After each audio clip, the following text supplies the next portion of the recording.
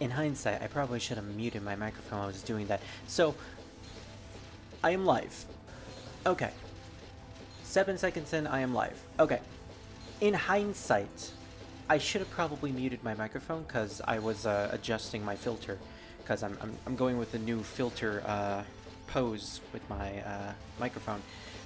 Instead of it being bended left, it's bended right. And the filter is in front of my microphone.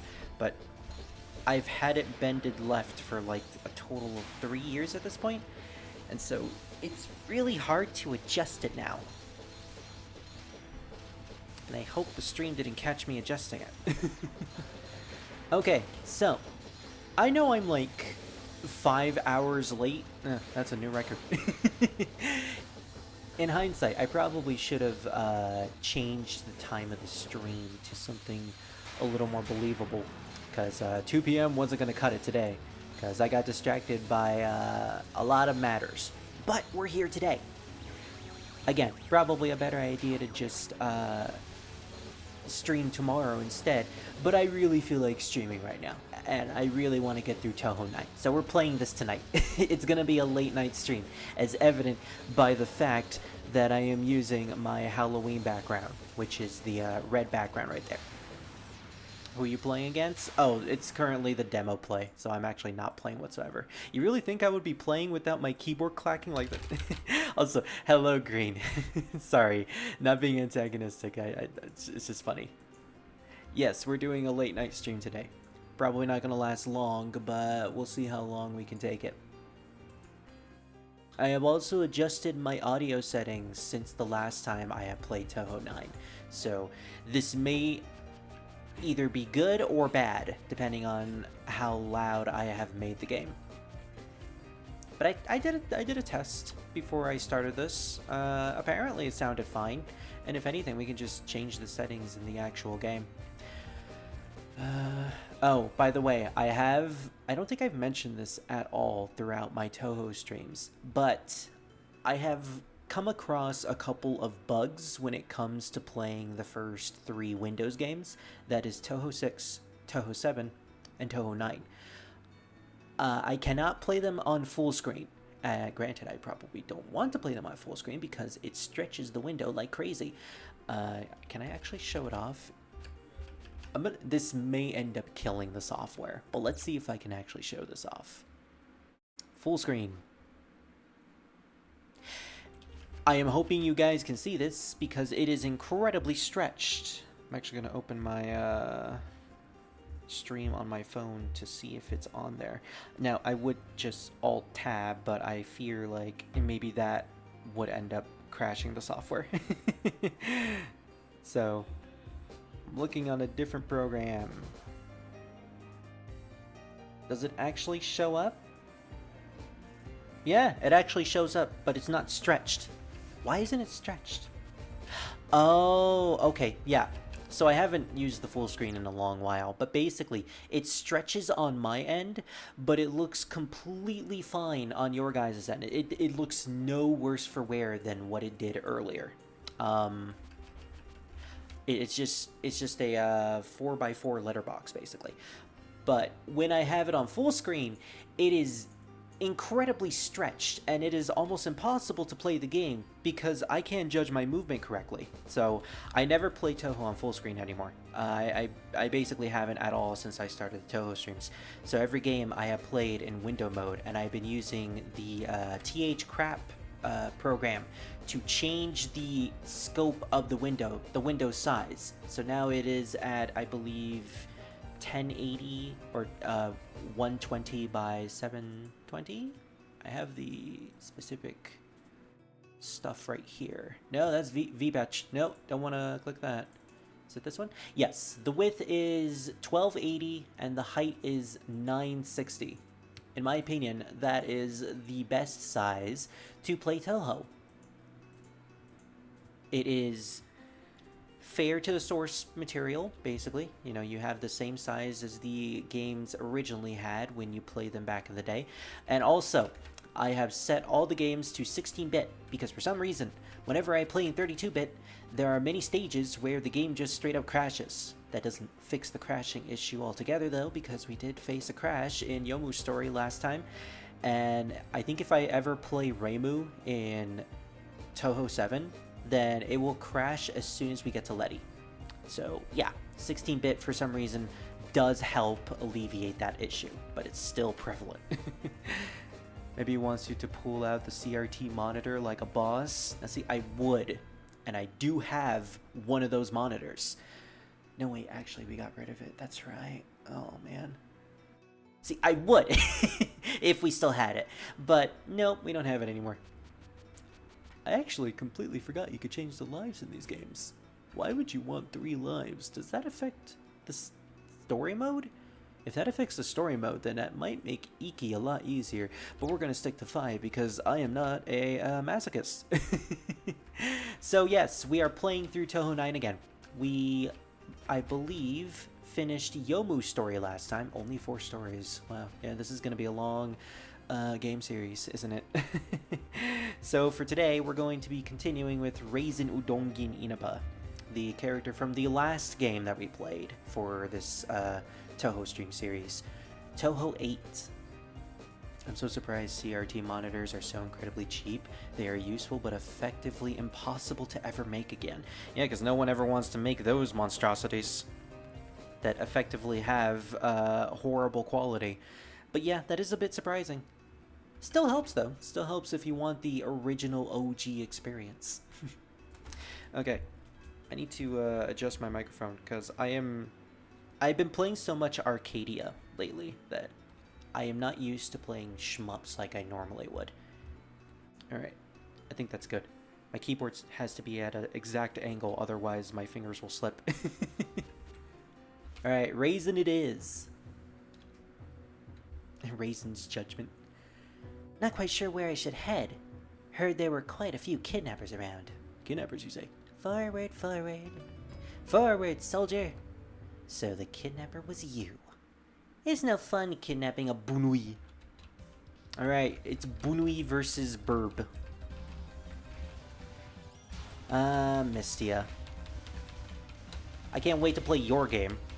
It's gonna be fascinating. Now see, that's a game I would definitely want to have Druid there for. Mistia's Izakaya. My plan for the Touhou fan games is that I want to play those games mostly blind by myself, but at the same time, I feel like the cooking one is definitely a game I want to play with Druid. Mostly because it's just his shtick. Also, yeah, I have not played a shmup in a good week or two, so I am definitely out of practice. I can tell because, like, my field of vision was slipping throughout that entire point, that entire battle. If I adjust the sound's wavelength a little, see, I can't hear you anymore. Instant earplugs for her massive giant ears. There shouldn't be many fairies around if I'm above the lake. That's where you're going to freeze to death. As Cherno gives us the gangsta pose, and I think this is the first time we've encountered Cherno in this game. It looks like I'm mistaken. After all, fairies can play around as much as they want. That's because there's so many flowers blooming. It's the festival that happens once every 60 years. How does Cherno know that? Like, I think she's the only character out of the people we fought, you know, besides the late game enemies, that knows about the whole 60-year cycle. Or, at the very least, knows something relating to 60 years.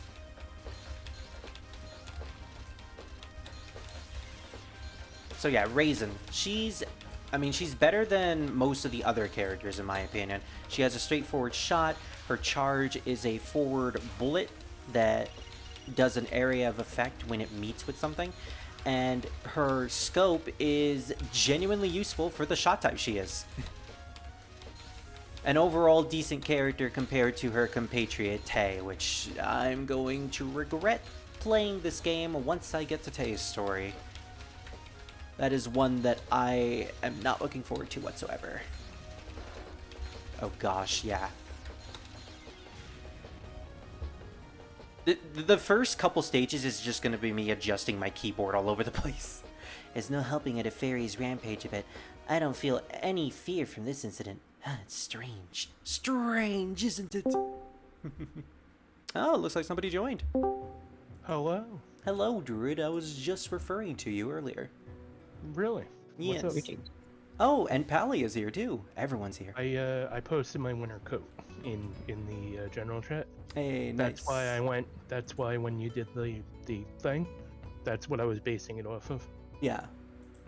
Yeah. I mean, I don't have that exact thing, but that's like the closest thing I'm gonna get to it. Sadly, I can't see at the moment, but yeah. Oh, right. Yeah. Well, when you look in general, you see it. Exactly. Alright, so we're facing the character who can play instruments, which is ironic considering we could just make ourselves as deaf as possible. If you toy with light's wavelengths, it's an optical illusion. So if you toy with sound's wavelengths, it's an auditory illusion. I guess? You still haven't played the Izakaya game? No, I haven't, even though I do own it. I'm saving that for when we play through most of the other Touhou games so that we can get a context for most of the characters that appear in there.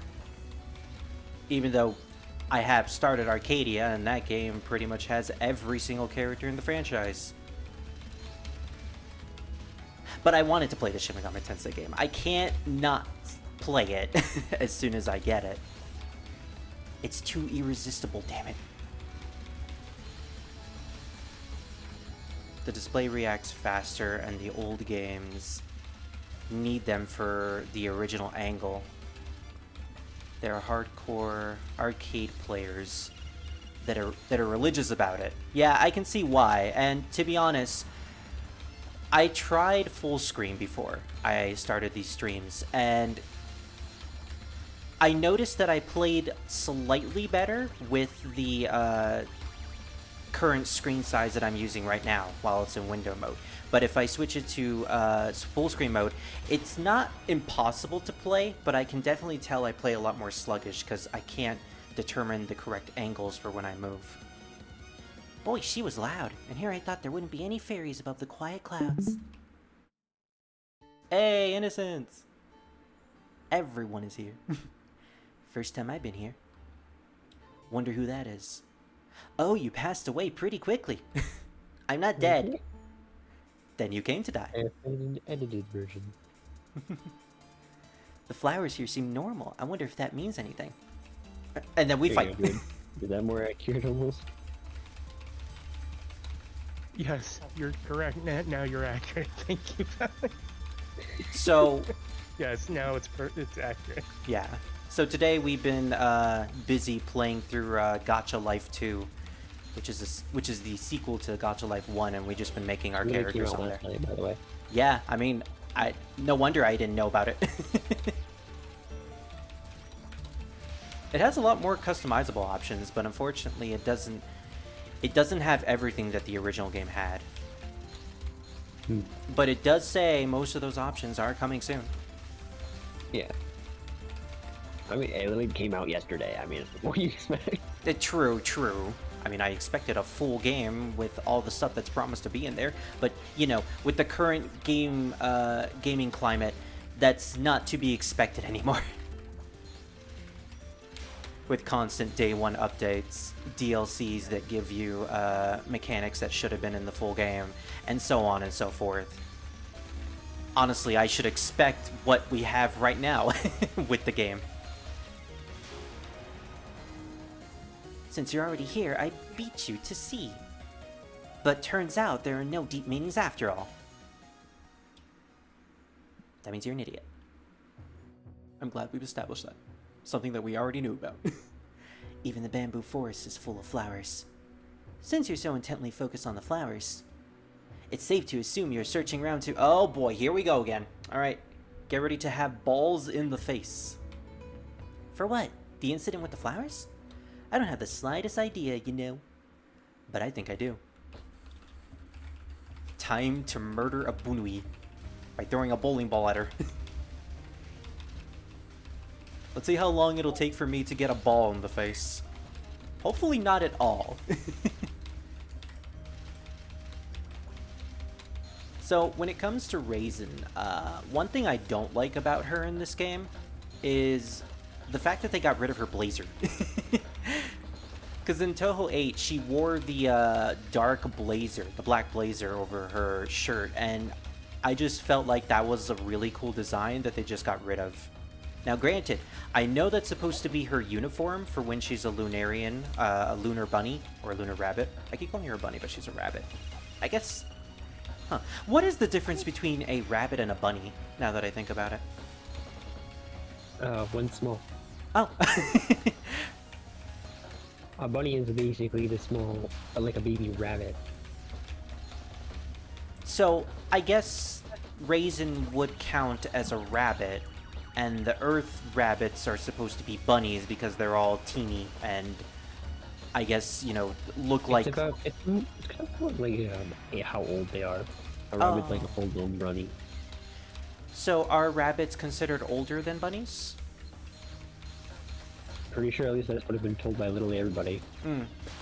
From what I'm understanding, it sounds like bunnies are considered the cubs and the rabbits are considered the adults. Okay, so I'll get your information because I won. That's usually how it works. And no balls in the face. Awesome. The bunny lives to see another day. Rule 34, unfortunately, not gonna happen. Yeah, nope. Nope. When a bunch of flowers bloom all at once, there's no elegance or something. Oh, that in itself is interesting. I can make as much tea and pastries as I want as long as these plants are here. Rabbit is the adult? Yeah. Yeah, and also as much poison. Indeed, as much as I want. Oh, I got the that thing that YouTube has now with sorry about the background noise. No worries. I got the thing on YouTube about ads are not acceptable on YouTube. YouTube? Jokes on them. I use Opera GX. I have a built-in ad blocker, Yeah. so they can't do anything about it. And Opera intentionally updates their ad blocker. Now, They're like, Maluki, oh, you want to do that? Okay. Yeah. it's just gonna continue blocking it, and that warning, we'll probably never see it again once they find a way to get through it. Meanwhile, me over here, I have fucking premium. Yeah, because you paid for it. Yeah. Granted, that's what they want. They want you to pay for premium Well, so I that got you don't premium get to for a see different ads. reason. Oh, is that because you can watch movies whenever you want? No, because I wanted something to listen to music on that wasn't a pain in the ass. Oh, you know what? That's one of the few times where I wish I had premium, because when I used to go to the ranch that I volunteered at, I would just listen to music all the time. But then I stick the phone in my pocket, but whenever ads come up, I have to pull the phone out, skip the ad, and it's just a waste of time. Yeah, it was really annoying, so I just got premium and was like, yeah, this is just easier. I think I got the free trial, but that only lasted for 30 days. Yeah. Also, constant Zawarudo in this battle. Did Dio ever use knives? I could have sworn, like, Dio was known to use knives and stop time. I'm pretty sure none of us are JoJo fans, so I don't think I'm getting an answer for that from the people in the call. I think he just mostly punched the shit out of people. Yeah. I think most of it was just punching the crap out of each other. And, you know, Which, chucking steamrollers. Which JoJo? Dio. Oh, yeah, Dio had a normal form. Then he ended up killing the first JoJo and took his body over. He wasn't around for the second JoJo, and then the third one, he ended up hiding in the desert. Oh, okay. Just casually hiding in the desert. Yeah, Stardust Crusaders is the third one, I believe. Yeah. And yeah, that's the one where they're in the desert. Yes. I just like how you said that, though. I just like how you said he's just casually in the desert. No, like literally, he's like, come to wherever they're at. I think it's Egypt or like somebody can correct me on this. It's either Egypt or one of the Arabian areas at the time. Yeah, I mean, I remember I don't seeing... know like the land masses that they're in. I think like they gave like a generic Egypt location. Yeah, probably not Somebody specified can because correct me for that, they don't yeah. want to use the name of the actual place, probably.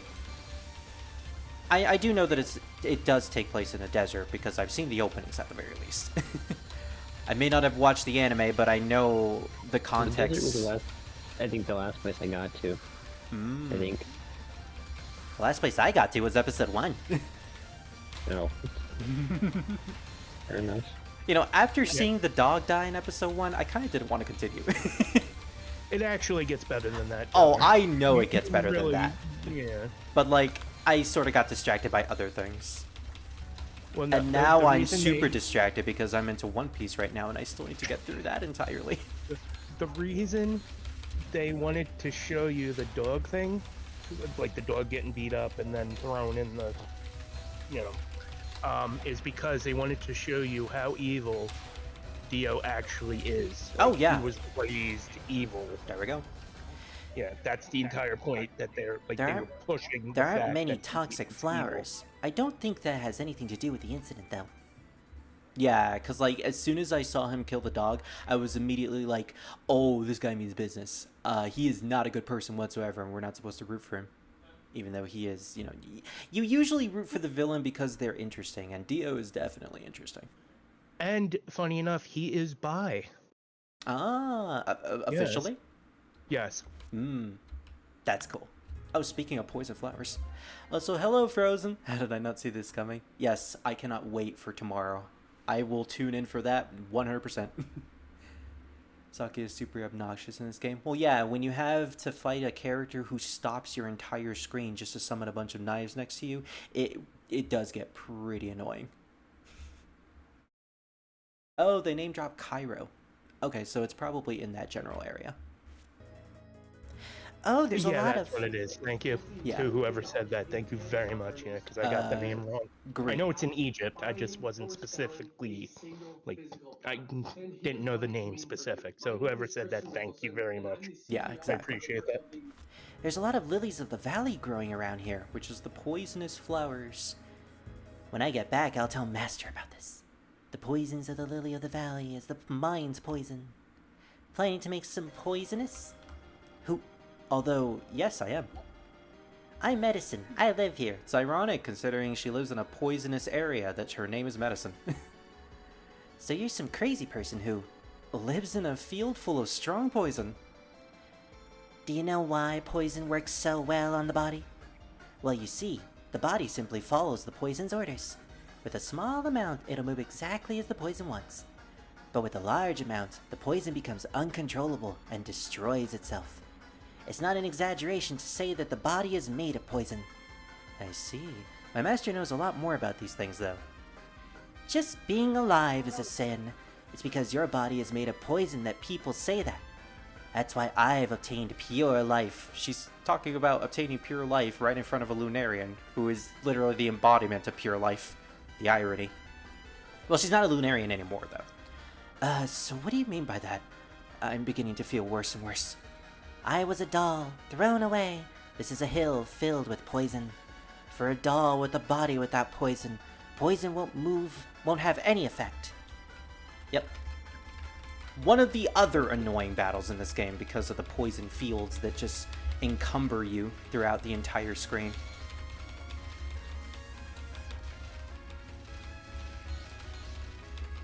Yeah, I hate fighting Medicine so much. Although she is like the perfect character to play as if you want to dick someone over.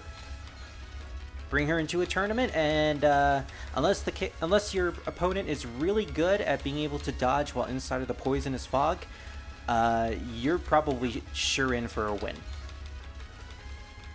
I think out of all the characters in the entire game, Medicine, Aya, and I think Reimu, because protagonist syndrome. Protagonist always has to be the best character. Those are like the best ones in the game.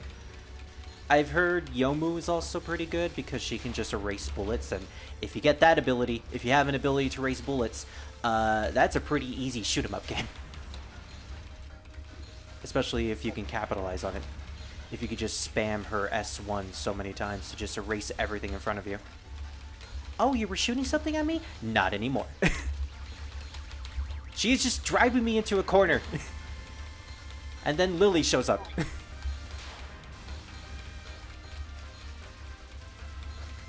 Sounds like Revan's life in a nutshell. And then Lily shows up. Wow, already at my last life. Medicine is also the first Tsukumogami in the series, although they don't call her that in this game. A Tsukumogami is a type of yokai that is born from an item that has lived for a very, very long time. I believe the limit is 100 years. So if you own something that is probably 100 years old, chances are it can become a yokai.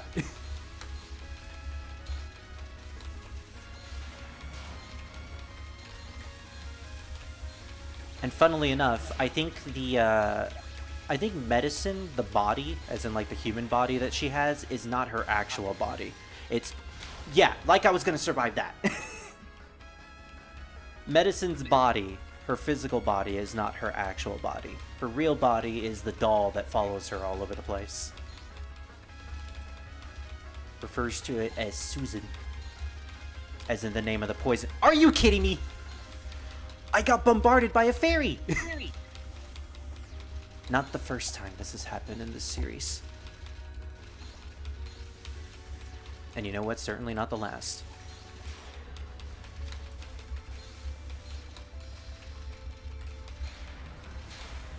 Like I said, it is ironic that Raisin is fighting someone who has mentioned that they've obtained pure life. Can you become pure if you're poisoned?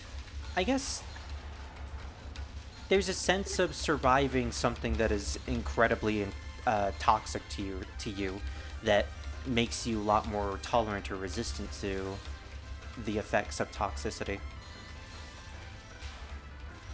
Although I guess that's more of a philosophical sense of poison than a physical sense.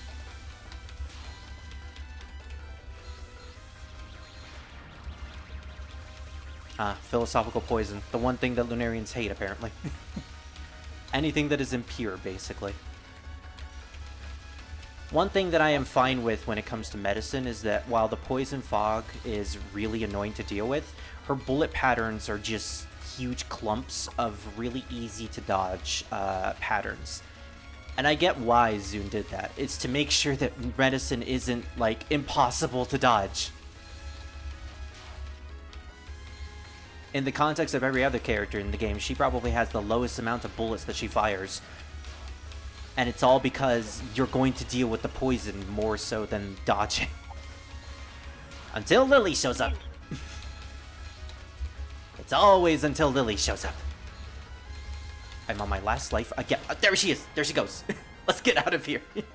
I gotta get out of here quick. Ow, ow, ow, ow. How did I not see that coming? What did you come here for? I don't know. I was just searching places where flowers grew, one after another. I'm not going to hand over the lily of the valley here. After seeing so many flowers, I'm beginning to not care so much. Tsukumogami is basically the Yaoyorozu gods, turning objects into waifus. I mean, in the context of Touhou, 100%. It's a lot funnier to see a waifu than just an umbrella with a giant tongue. Even here, there are poisonous flowers blooming. That doll before mentioned something.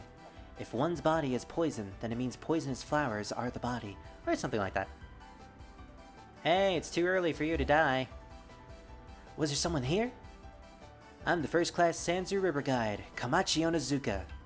This is the Shinigami. I didn't notice that she's carrying coins in her hand. It's a real pain when a fool like yourself is taking your life here in Uensuka. Who said I wanted to die? I'm just going to where the flowers bloom. Uensuka's flowers. You mean the red spider lily is blooming? Huh? Why is that? What the heck happened to the seasons? It's spring right now, for your information. You didn't notice the strange incident at all? Yeah. Well then, I'm busy, so we'll leave it at that. Wait, you look like you know something. Hey, I gotta go back to work. If she finds the flowers, I'll be scolded. Way too fishy. Explain yourself before going back to work. Living yokai's habits are so annoying. The flowers are temporary bodies of the dead from the outside. My job is to ferry humans to the other side. In other words, you're disrupting my work. This is why the flower incident is happening. Yes, all because of Raisin. Oh, so Komachi also blames the Lunarians for everything. Your own little habit came out, getting angry at the wrong person. Ban Medicine Evo. I mean, if this game did actually show up in Evo, Medicine would definitely... Would she be banned? Well, maybe. Although in the context of banned characters in Touhou games, Chiari, 100% from Touhou 19. That character is straight up cheating in everything she does. That the very first Touhou 19 tournament, she was the only character that almost everyone was using. Literally, like, the second part of the tournament, everyone was just using Chiari and no one else. One of the most broken characters in this entire franchise in any game whatsoever is the fucking NEET. The NEET who likes to drink blood and smells.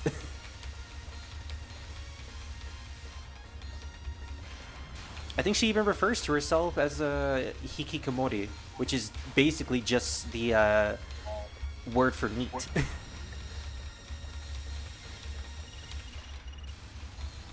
And somehow, she's not the most popular Touhou 19 character. Just because she's popular, just because they're popular doesn't mean they like them. Well, I thought she was popular because there was so much art of her on Twitter when the game first came out. Like, literally everyone was drawing her. Oh, well then I have no idea then. Well, it's because the other most popular character was a lesbian. Oh. Yes. Hisami Yomotsu, the lesbian who likes to get stepped on by her boss. Bruh. Now see, I'm not surprised that she's the most popular character from that game. Although apparently the least popular was the monkey.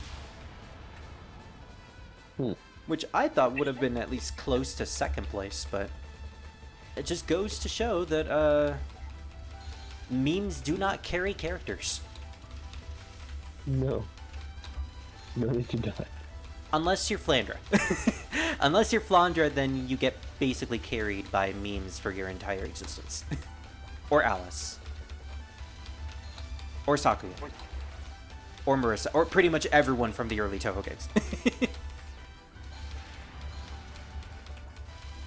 I forget what place she was. I think it was in top 30, top 20.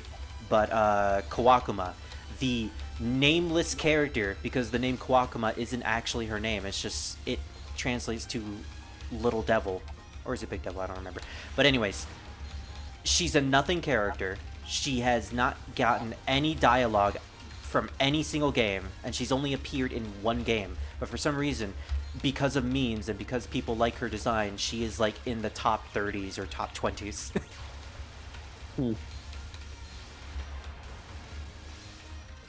Granted, Lily White is also the same, but at the very least, Lily White has a name. Lily White has lore. Lily White is annoying.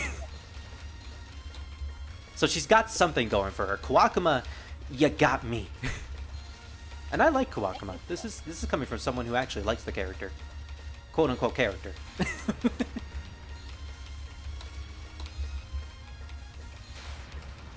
But that was also around the time where Zune was not really all that he didn't really take the series seriously in a storytelling way. So most of the characters that he introduces throughout the games don't really have much going for them other than little tidbits of knowledge about their backstory or lore. Like you see a character from Touhou 6, like Rumia for instance, the stage 1 boss, and she has like bits and pieces of her lore that basically go as far as to say she's a person who can manipulate darkness and she has something hidden about her, and she's never appeared in another game since. Zune didn't really take character lore and story writing that seriously in the early games. It wasn't until this particular game where he started to really delve into character writing. Actually, I would say Touhou 8, considering all the Lunarians are really well developed. I'm Beaton's strongest character. I mean, I like Beaton. It's just, I like the other characters more. The order is Hisami, Zanmu, Enoko, Chiari, Bita. Okay, so yeah, Monkey was the last character in the order of popularity.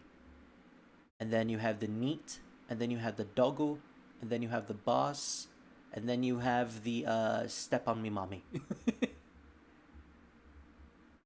Can we talk about the sheer awesomeness that someone cheated 207th first place votes for freaking Sanyo of all characters?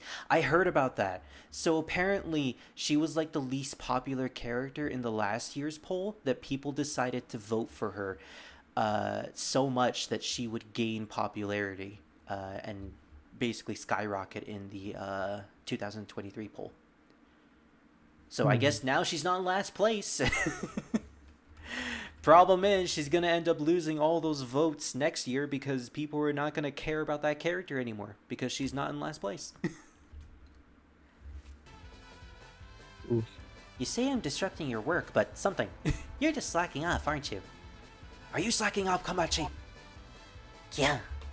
See, your boss is here to tell your lazy butt off. And you do not want her to tell your lazy butt off. Komachi did not bring in any souls after such a long time, so I came here to check the situation. Fooling around with a yokai and completely ignoring her work.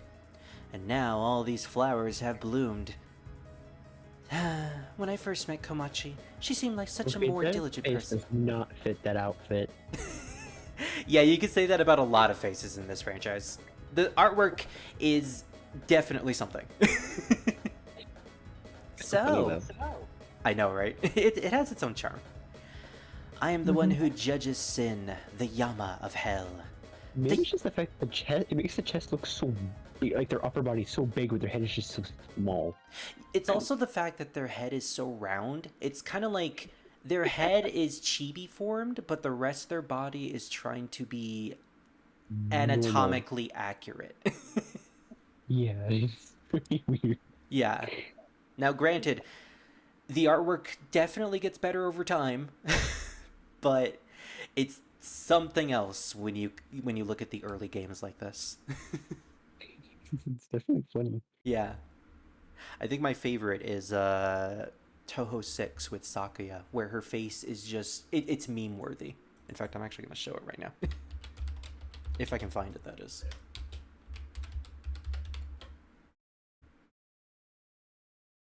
Oh, there it is. There it is, the meme face. Chat. Hey, thank you. Chat, I don't know if you've heard the meme before, but a mistro. That's a meme that came from a friend of mine, and yeah, that's all I think about whenever I see this face. I'm posting it in the general chat. You guys can see it, but not the chat. not the stream chat. Eh? There it is. It's in the general chat. Is this what they're supposed to look like? No, that's a different character. That's a completely different character. But I love how they look. Yeah, they look nice. No, look at their eyes. Look at the left eye. It's really, really big. And then the right eye, that's really, really small. And now you can't unsee it. I mean, I saw it, I just wasn't thinking much of it, because it looks like someone's doing that weird thing where they're like squinting one eye and then like, dude, you're real big with the other one. Trust me, that's not the case. I figured that's not the case, but that's just what it looks like to me. Yeah. Oh, Satori with her arms that barely extend past her abdomen. Yeah, she's just a really, really tiny gremlin. I love the artwork. She's still a relatively big character in Lotus Eaters. Oh, we're still talking about Sanyo? Yeah, I do know that she appears in the comic, in the manga. And, you know, granted, let's hope that she actually gets more she gets more votes because of that. The Yama herself, for you to come all the way to this world. A critical situation. Critical situation? It's nothing that major. Komachi was not bringing in any souls, so I had free time on my hands. Komachi is the one in charge of bringing me souls. So when I saw Gensokyo full of phantoms, I thought, Komachi is slacking off again. Phantoms? Now that you mention it, flowers weren't the only things that were multiplying. I will punish Komachi afterwards, so Gensokyo ought to be back to normal soon. I see. Well then, I'll be on my way. You can tell that Raisin is trying not to talk to the Yama here. Hold on a second.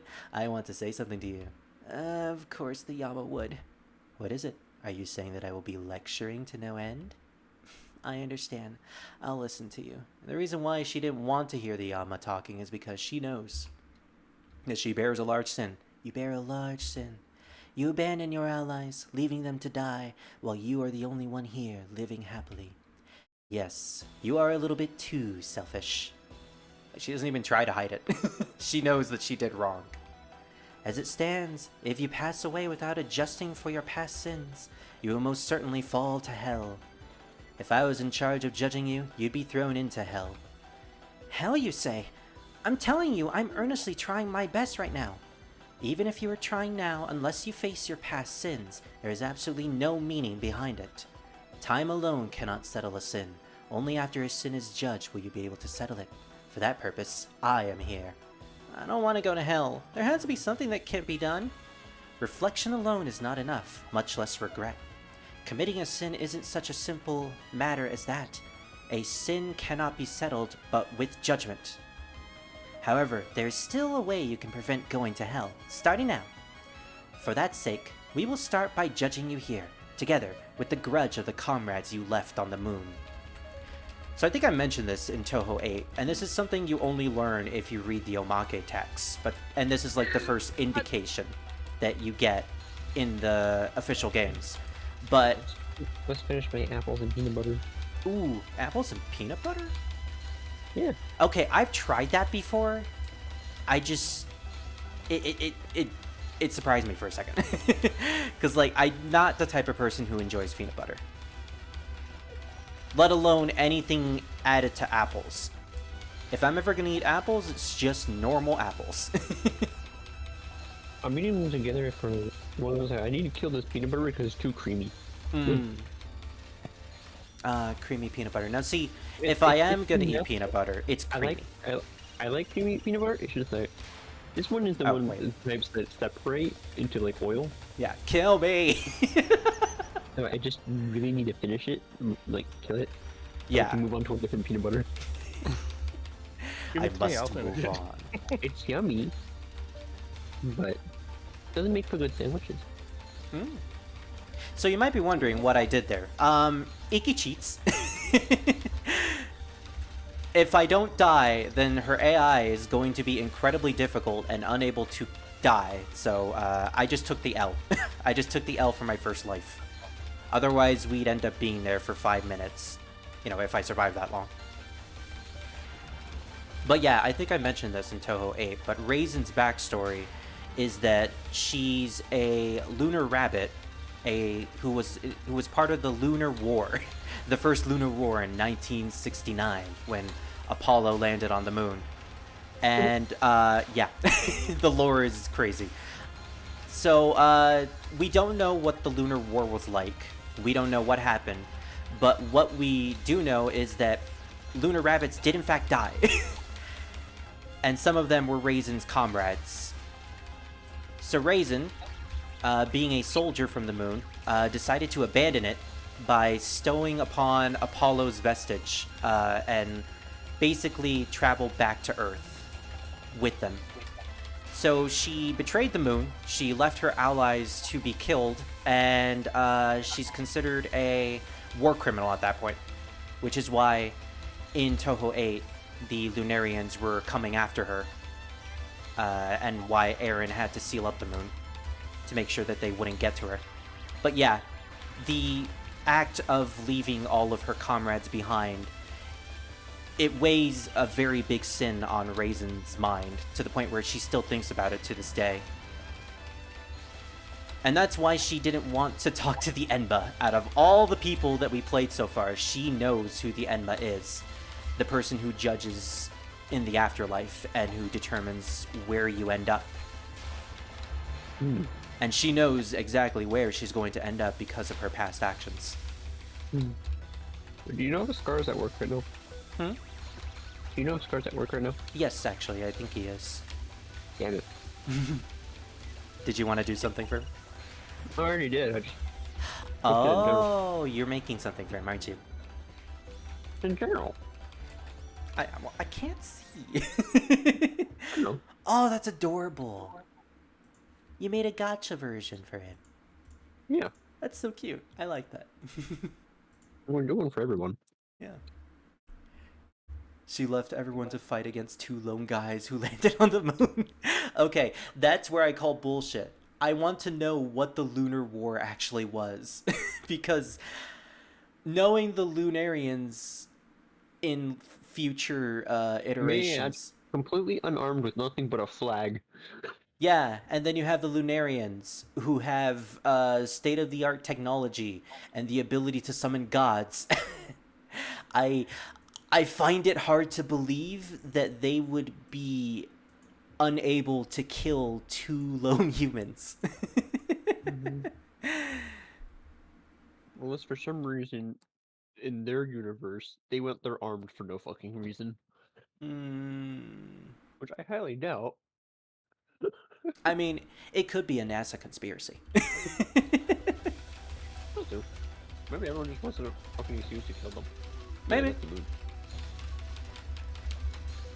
I do know that the one way to combat against a Lunarian in this series is by doing something... Okay, like, even I don't quite understand this, but basically Lunarians hate impurity. They consider themselves pure beings, beings that have been purified of all kinds of filth. And filth is essentially the Shinto sense of filth, where anything that is alive is covered in filth, and anything that is associated with earth or living pleasures is also considered filth. Although they can still defeat humans easily, they have a real bad time when it comes to things that are purified, or... It's really complicated. Like, not even I understand it all that well, but... Basically, they have a weakness against things that are too pure or unpure, to the point where they are... where it is considered so unpure that it would... Congratulations! Basically, Lunarians are racist. I get it. That's the end of the day. Which is why Nexus of Hurricane would just simply not exist in that realm. Being a little cool in one moment they are. They realize how bad the Lunarians are, and then they just dipped. There's nothing. Other than strange vegetation. Now see, that's a better moon than what we have in this series. I hate Iki so much.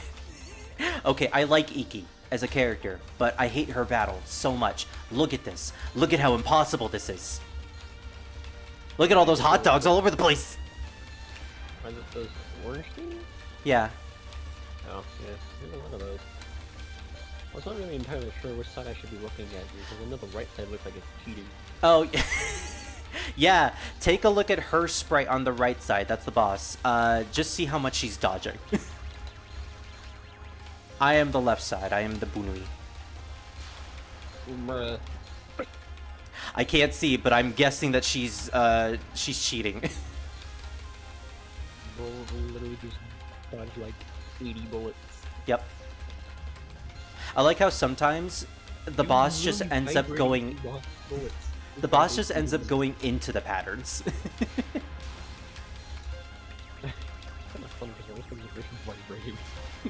Oh, we did it! Yeah! Oh, gosh. Nice. But you know who else likes peanut butter and apples? Who? Chopper. Chopper loves peanut butter and apples. He wants to ask for peanut butter and apples, but he's embarrassed, so he's gonna hide the ending until the ending is finished, and that's when you can give him peanut butter and apples, okay? Okay. Yeah, I did a 1cc. Awesome. I did Very nice segue, Spirit, by the way. Thank you. Oh, that's true. The astronauts were outside the barrier. So there's Also, a barrier. It's showing you just I hope you know. Oh yeah, it's showing it on your side, but I'm covering it on OBS. Oh right, I forgot that was two separate things. Yeah, My bad. it's okay. But yeah, I completely forgot. There's a barrier over the Lunarians, the lunar capital, which is basically the far side of the moon, while the near side is the one that we all see. So I guess technically they didn't see the Lunarians? But then what the heck is the Lunar War?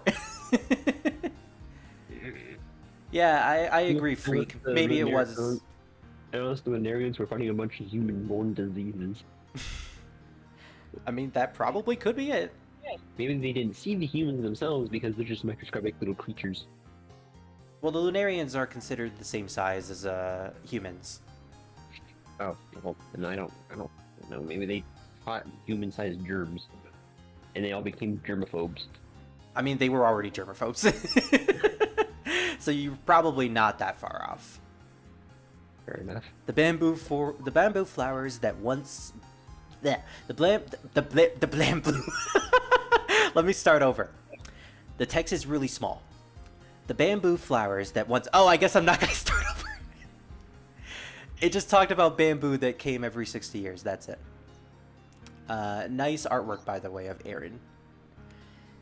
So there was a hill that had wild lilies of the valley growing in it. Oh, Aaron said. I thought that was Raisin. That's true. The poison of the wild lilies was so unusually strong that I couldn't stay there for long. Yeah, blamblu. Or blamboo. Wow, even I'm saying that wrong. Yes, a wild lily's poison could be used for medicine. Since you told me about this place, I think I'll go there at a later time. There was a strange doll there, though. A strange doll? She said she was a doll, so poison wouldn't have any effect on her. She thought on her own, and it seemed like she moved on her own. So nanoka. Oh wait, she said I see, not is that so? Okay. My bad. So that doll usually lives there in the hill full of lilies? Huh? How do you know that? Do you know why the poison works so well on the body? I think I have a good idea why. Oh, you've been studying. The body is kinda like something made out of poison. Even if a doll has a soul, it still doesn't really have an actual body. But what do you think would happen if that doll stayed in the bed of flowers filled with poison for a long time? What if the doll who lacks a real body had a body made out of poison? Yeah, is it really possible for something like that to exist? Are you downing what you saw? Raisin, we're in a world full of gods and monsters. Expect everything. I'm just saying things based on the fact that I believe everything you said. Oh no, I'm sure of what I saw. I'm sure the doll was moving on her own. A doll is not a demon, nor does it possess flesh of its own spirit. It's just an ordinary tool. But in some cases, there have been some where spirits have dwelled in them, which are literally Tsukumogamis. Uh-huh. A doll that moves on its own, it's because it's in a state where a spirit has possessed it.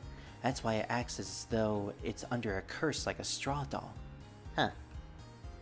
In rare cases, on the other hand, there have been instances where they've taken control over just its body. It fits the description of this one.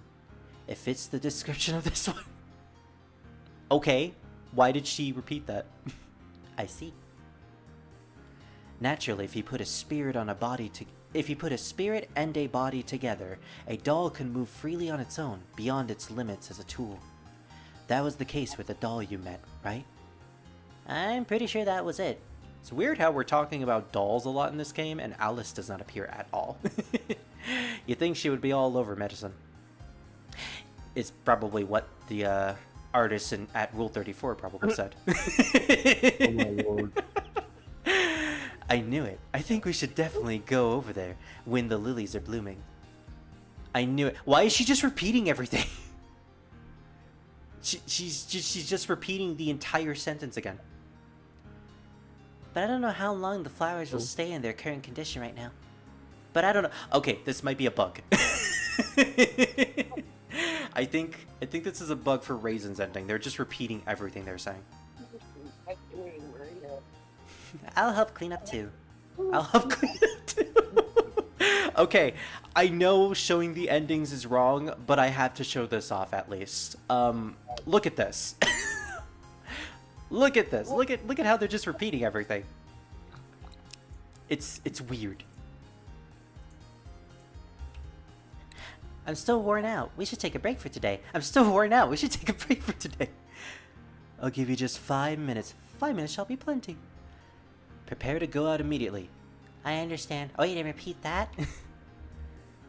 Those who watch the flowers will feel a sense of fading away, while anyone would fret without taking a carefree... It's so small, I can't read! I can't tell if that's taking or something else. While taking a carefree... Yeah, tomorrow. Oh boy. Yeah. While taking a carefree look at the flowers is because of this feeling of transient... And I repeat it again. They do not know for sure whether they will be able to see the doll again. However, Raisin wanted to see it one more time. The reason why is because it might have very well been a living being.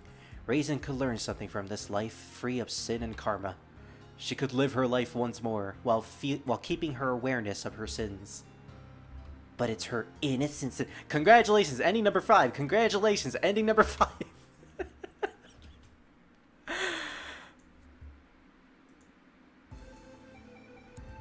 You just can't make that stuff up. Wait until... I'm sorry. I didn't want to show up the ending. And Chopper hit it so well. I'm sorry, guys, but I'm not going to play any more Touhou games because I'm getting sent to jail because Zoom found out I showed one of the endings. So it was a fun ride. 16 parts in. I hope you enjoyed the Touhou streams. Oh my God. Because I sure didn't. Wow. Should I keep fucking Saints? You know what? I'm gonna keep fucking Saints. Also, I'm saving that replay because it was my first 1cc. Hey. Yeah. This game has to remind you that you got ending number 5. And now we're going into ending number 6, or we will, with Cherno. Oh yeah, with her gangsta pose. I absolutely adore Cherno in this game. So I believe there are alternate costumes that you can pick in this game. I don't remember how you can activate them, but I think if you hold down a button. Let me hold down C. No. You have to hold down a certain button, that I know. What if it's shift? There it is. There it is. So she has like a faded color scheme on her outfit. Cherry blossoms, cherry blossoms. Cherry blossoms, cherry blossoms. I'll kidnap a stupid human gazing at cherry blossoms. Look, freezing, falling cherry blossoms. It's cool. I was hoping for a fairy. Or I wasn't hoping for a fairy. Alright, we got the 2 idiots. Oh wow, Cherno is so amazing. She has like a really tiny scope and she's incredibly fast, which, you know, makes sense. She is very tiny. But I'm not a big fan of her charge because look at that. That didn't do any damage on anything. Alright, so we're playing as the Ice Fairy Cherno, who is kind of a meme character at this point. So, it's this game where the 9 meme came from, if I remember correctly. In the manual of Touhou 9, I almost ran into that spirit. In the manual of Touhou 9, Zune has a page where it shows off a battle. And you know in manuals where they have those number brackets that point to certain mechanics on the screen? And then you look at the number and it tells you the information of that mechanic? Okay, well, 9 was pointed at Cherno, and what 9 said was idiot. And so, ever since then, it has been a meme that that the number 9 is associated with Cherno and is the number for idiot. Oh my God. Yes, it is specifically 9 with a circle over it. Yes, Yog, and Zune has actually said sorry for those memes.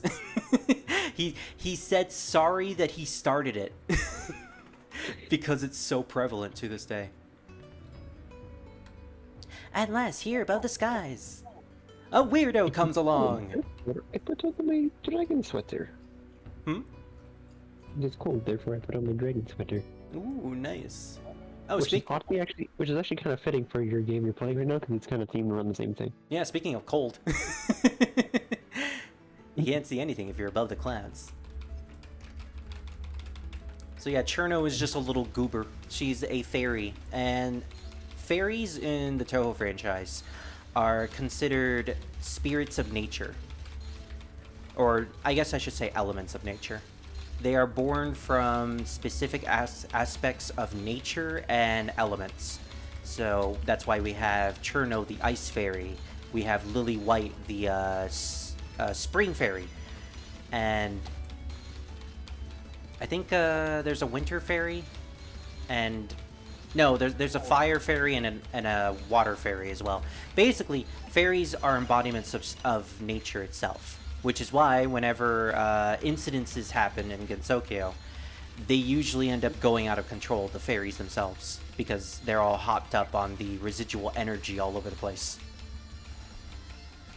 Fairies are considered very idiotic in nature. Or I guess a better word would be childish. They look like little kids. They look like little human kids because they are basically kids mentally. Oof. I learned something. Above the clouds, ice tends to stick to me, so I should try to avoid coming here.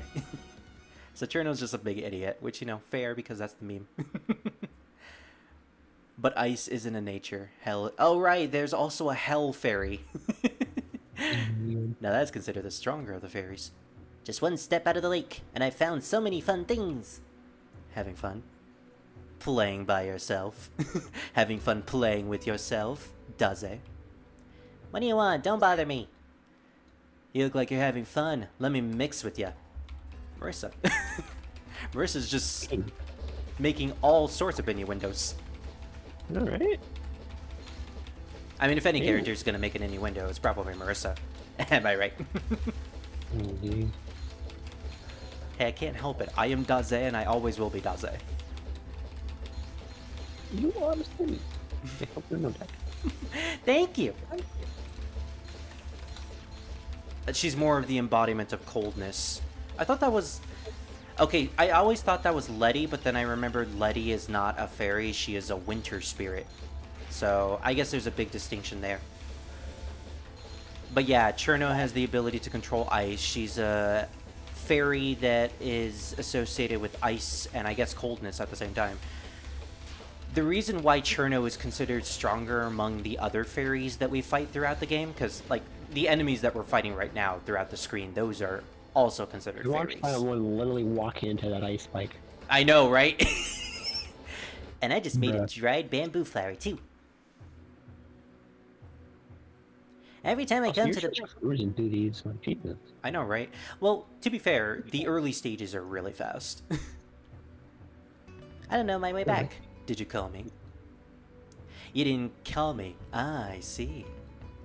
I didn't call you, but I do want you to tell me the way out. For a fairy, it's not a problem if they can't go back, right?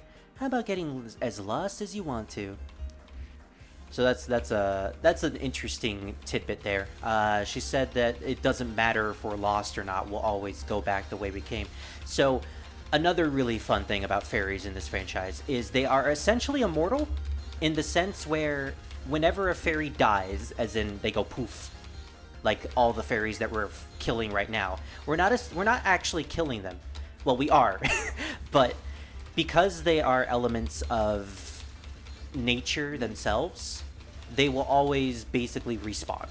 They will always reincarnate because that aspect of nature exists. So as long as cold exists, Cherno will always exist.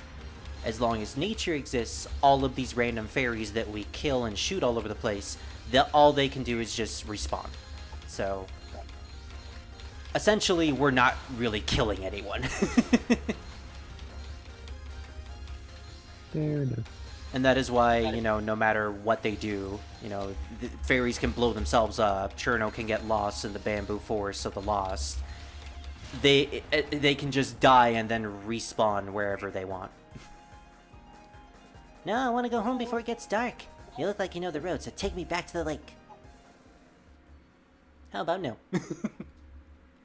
Tay's portrait is the most uncanny valley portrait in Touhou. Yeah, there's something weird about her portrait. She looks different compared to everyone else. And honestly, I don't see the bunny ears. It suddenly got real cold. It's not like any normal chill. About that. It's a ghostly chill. With just a noisy fairy about, there shouldn't be much of a change. The way I see it, if anyone comes, there should be more than enough of a change. Well, there's a lot of change when someone comes. Sorry to frighten you. I'm going to beat you for that. She's gonna beat us, she says. Also, I was gonna ask you earlier, what did you think about Pelly's design? I liked it. I did want to ask a question though. So Pally, in other iterations, I know he has long hair, and in the gacha versions, he usually keeps it in a ponytail. Is that just because you had limitations in the original Gacha Life game, or is it because you don't know how to give him a ponytail in Gacha Life 2? No, the ponytails in this game suck. Oh, well, I liked the ponytail that I gave him. Here's the thing, they force it on, like, both sides instead of just one right directly in the back. Yeah, but if you see my casual spirit picture, you'll see that I managed to get one of them, and only one to show up. I guess you probably could delete just the one in the back. Yeah, and then you can just alter the angle of the ponytail to let it be only on the back.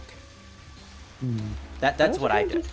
But I also kind of like the short kind of look on Pally. It kind of looks cute. That's fair. I mean, no matter what, he's always cute.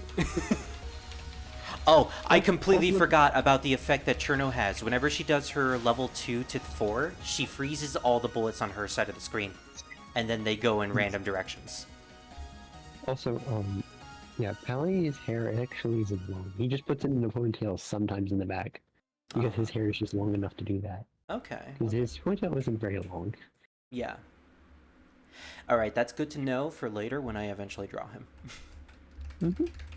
Yeah, Pally doesn't... His hair is usually just very tame. Yeah.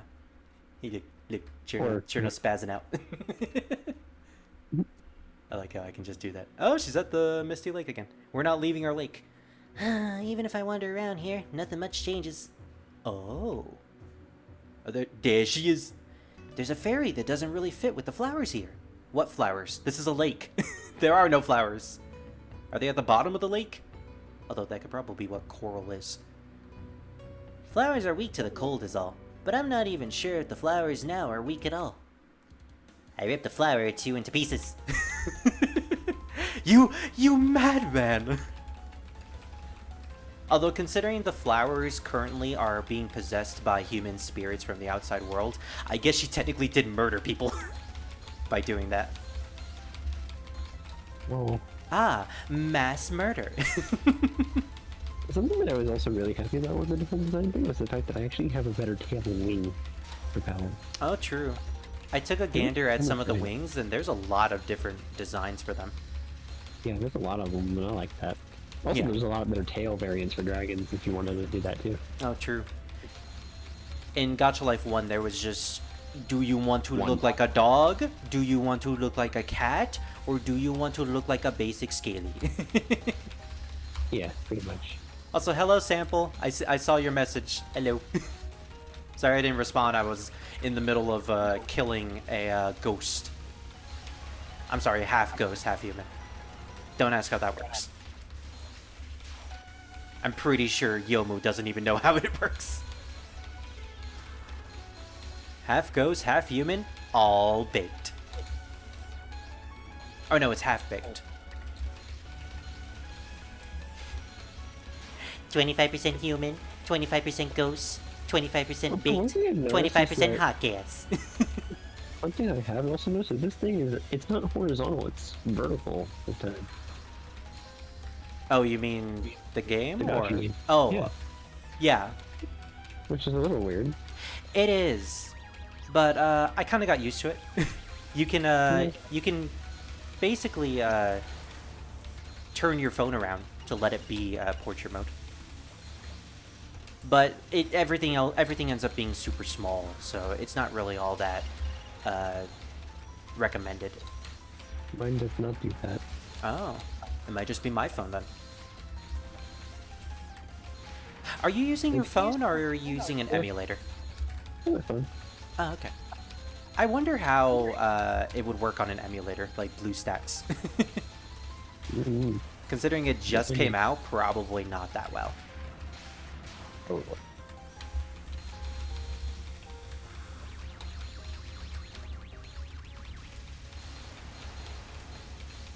Oh, we're talking about something for the books, Freak?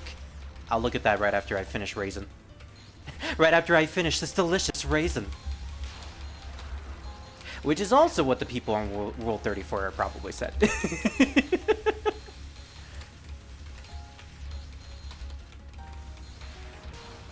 I prefer to call her Udonge, just because of how funnier it is. And also the fact that she has like 3 separate first names.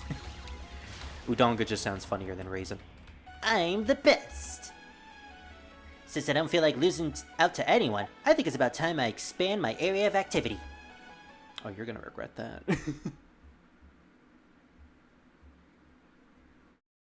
Marissa has her weird Riz game. She does. She kind of does. Yeah, it's socially acceptable to kill any of the fairies because they can just respawn at will whenever they want. I don't think it's at will. I think it's just over time. Wow, there's a pond. Wow, there's a pond even at this kind of place. It was worth coming out this far. She's at Yokai Mountain. She went pretty dang far. I wonder if there are any frogs. Oh, this is where the other meme relating to Cherno came from. Exciting. I know, right? There's been someone tailing me for a while. She's so smug, too. There's a giant toad living here, so I think you should be a little careful. What are you saying? Just then, you looked like you were having fun. That's because I thought if you found a toad, then did a few pranks on it, it'll definitely be interesting. I don't really understand, but it's not going to be interesting. That's rude. Well then, go ahead. Don't mind me, and please go have fun. That's it. I thought of something more fun than freezing a toad. Freezing a burb. So I don't know how prevalent this meme is anymore, but the meme is that Cherno likes to freeze frogs. And funnily enough, in the next game, Touhou 10, we get a frog character. Although it's not actually a frog character, she's a goddess who domains over the earth itself. But she just likes to dress as a frog because she likes frogs. She literally has no association with frogs whatsoever. It's just... she just likes to dress as them. It'd be like Maluki. He's not a dragon. Well, sometimes he's not a dragon, sometimes he's a wolf. But he likes to dress up as a dragon. No, he is a dragon. Yeah, but sometimes he's not. It's actually the vice versa of that. That would be correct. Oh, okay. So he dressed up as a wolf, but he's actually a dragon, but he just really likes wolves. Okay. Or it'd be like the actual Pally, who likes Umbreons and likes to dress up as them, but is not actually an Umbreon.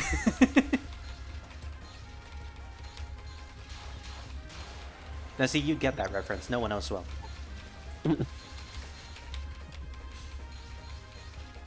Wow, I just noticed all the icicles falling on her side of the screen. Cherno is certainly an interesting character to play as. That freeze effect is, it can be either good or bad depending on how many bullets are on the screen. I dread fighting Iki with that effect in play. Beep. Okay. What was that? It's me. It's my squeal. Sometimes I squeal, okay? I've never heard that before. Like, it caught me off guard. I was like, what? Are you okay? I know, right? I rarely squeal, but when I do, it sounds adorable, okay? Usually, whenever I'm screaming while dodging a bullet, I end up sounding like ah! Although that's probably when I end up dying to a really easy bullet. Anyways, Aya is also a very annoying battle. You're gonna see a pattern here where most of the battles late game are just really, really annoying. Because the patterns that the characters have, or the extra attacks that they shoot at you, are just really difficult to dodge. Aya, for instance, everything is aimed. She has those giant bullets? I don't know what they're supposed to look like, but they're basically just giant lumps of bullets. And they're aimed at your position. What I like to do is to just stay in one spot, dodge when I can, and when those things are coming straight towards me, I micro-dodge. Although then you end up getting Lily and she ruins everything. I am already at my last life again. And this is the third to last stage. There's still another one after this.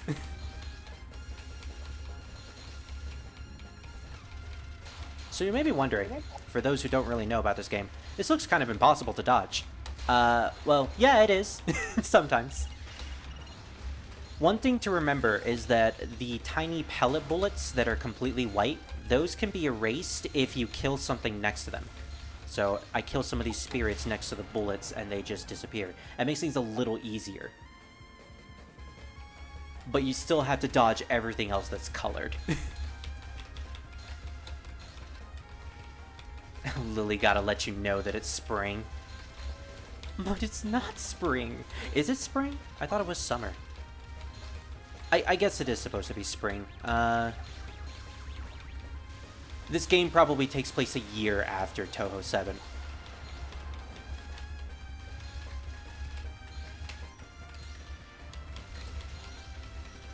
That would mean that the Lunarian event probably happened during winter time, or maybe fall. Actually, when did this game come out? Because usually Zune likes to time the seasons and the events for when the game actually does come out. If it released during Race Setsudai, then definitely during spring. If it released during Comiket, then end of spring, beginning of summer. Either way, Lily is annoying. That's the moral of the story. So Lily White is the fairy that shows up every now and then in this game. She first appeared in Touhou 7, but basically, whenever she appears in the context of canon, she is... Her lore reason for appearing all the time is she's the announcer of spring. She announces whenever spring is here, and the way she announces it is by shooting bullets all over the place. She is considered an annoyance to everyone because of this. Despite that, though, she's a really cute character. All the fairies are cute, mind you. Wow, that was anticlimactic. How's that? Give up, huh? I give up, I give up. Attacking the voice of society is cruel, you know. She's not even injured. Next, I'll bully the toad. I know it's somewhere in this pond. Exciting! And then Churno got eaten by a toad. The end. August 2005. Yeah, so beginning of summer, tail end of spring. Okay. Then Lily shouldn't be here. Actually, she is connected with frogs. In ancient times, people nailed frogs to trees to worship her. I believe this later evolved into firecrackers. Now, are we talking firecrackers inside of the frogs or just normal firecrackers? I think I remember hearing about the nailing frogs to trees thing, but I guess that's another association to her. Also, this isn't good. Sunflowers, sunflowers, the sun is coming. Who's ready for a very old reference? It's amazing. It's still spring, but the flowers are in full bloom. My, what a cute fairy. Gensokyo past and present Flowerland. When the name of the actual world is in your theme song, that means that's a very important character. You think so? There she is. One of my favorites. The sunflowers here are all looking at you, enough to want to turn you into a specimen. Now that you mention it, I kinda do feel like the sunflowers are looking this way. They are. That's because you're like the sun. Yuka Kazami, the Flower Master of the Four Seasons. Yep, this is the character from Touhou 4. All the way back in the PC98 games. She's returned. The final boss of that game. Stop lying to me. I'm an ice fairy. There's no way I can be the sun. The flowers here are extremely sensitive to trespassers. I wanted to be more quiet myself. That's why I'm having these sunflowers watch over. I don't really get it, but I'm getting kind of scared. You know that we use this saying, make a beehive out of someone, when we want to mean completely screw someone up? But a beehive has bees, and bees might attack in defense. That's why I'd like to say, make a sunflower out of someone. A sunflower with all those seeds packed doesn't look quite like a beehive, but you got many shells shoved in too. Maybe I shouldn't have come here. Now, my cute sunflowers, have that fairy join your ranks. So this is Yuka Kazami. Like I said, she's the final boss of Touhou 4. We actually fought her in, I think, the first ever Touhou stream that you guys joined in on. This is pretty much the reason why I played that game, because I wanted to show off Yuka as soon as I possibly could. So, as a refresher, Yuka is a very old yokai. She has lived for a very, very long time. And her ability is that she can manipulate flowers. Now you might be thinking, oh, so she's like Poison Ivy. She can control flowers and turn them into giant vines to attack people. No. All she can really do with that ability is she can move a flower. She can make it unbloom. She can bloom it. That's it. But she is incredibly powerful not because of her ability, but because she is just inherently strong, both physical and magic-wise. Her bullets look like flowers, but they're actually just energy that she can produce. Her aesthetic is specifically about flowers, though. Yuka's a very old yokai, meaning that she knows about all the events in this game. As in the 60-year cycle, what the Shinigamis are, why the flowers are blooming like this. Most of this feels like you're trying to dodge bullets more than actually target things. Yeah, that's pretty much the name of this game. Basically, the boss throws stuff at you, you throw stuff at the boss, you use your level attacks to do that. You use your level 1 charge to hit things on your side. If you can hit the fairies while they're in between some of these white bullets, you can get rid of some of them. But by and large, the name of the game is to just survive. Survive longer than your enemy. You also have a mechanic where if you press the X button while you have a bit of charge, at least level 2 I believe, you can do a bomb, which gets rid of everything on the screen and then sends a boss pattern to the enemy side. But then you end up losing all of your charge like I just did. I'm probably not going to win this because she... Oh wow, we're both at our last health. Alright. Wow, I actually won that. But notice that she's not actually injured. Now I have to run while I can. I'll go to a quieter place next. It's not a problem if you run away in the end. The sunflowers look like they'll be blooming for a while. So a fun thing about Yuka is that she's a sadist. But she's the type of sadist where she doesn't take pleasure, or she doesn't take sick pleasure out of messing with people. She does it because she's a troll, and she just likes to have fun that way. She doesn't mean the way she sadistically says things to people. Although, she did have one of the best lines in Touhou 5 when she was a playable character. Genocide is fun. Genocide is fun, and then she ends it with a heart. Maybe there aren't many weirdos here. Hey, isn't this a graveyard? Who cares? The cherry blossoms are pretty.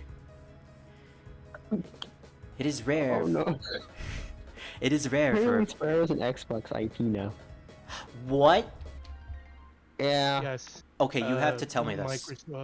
Microsoft finalized the merger. With Activision, which Activision had control over Spyro. Which means And Spyro Crash is now... Bandicoot. On Xbox, yeah. Oh. And Crash. And Crash, yeah. Does that mean we'll finally get a Spyro game? Fingers It's up crossed to on that. Microsoft. I would hope so. Like, maybe this merger is a good thing because maybe we'll finally get a new Spyro game. Maybe. Or, you know, they'll just abandon it and they'll never touch it again. Unfortunately, the only thing that Activision succeeded in doing with Spyro was just butchering the name. Yeah. I mean, Ignited trilogy was fine, but... The United Yeah. trilogy is good, it's just...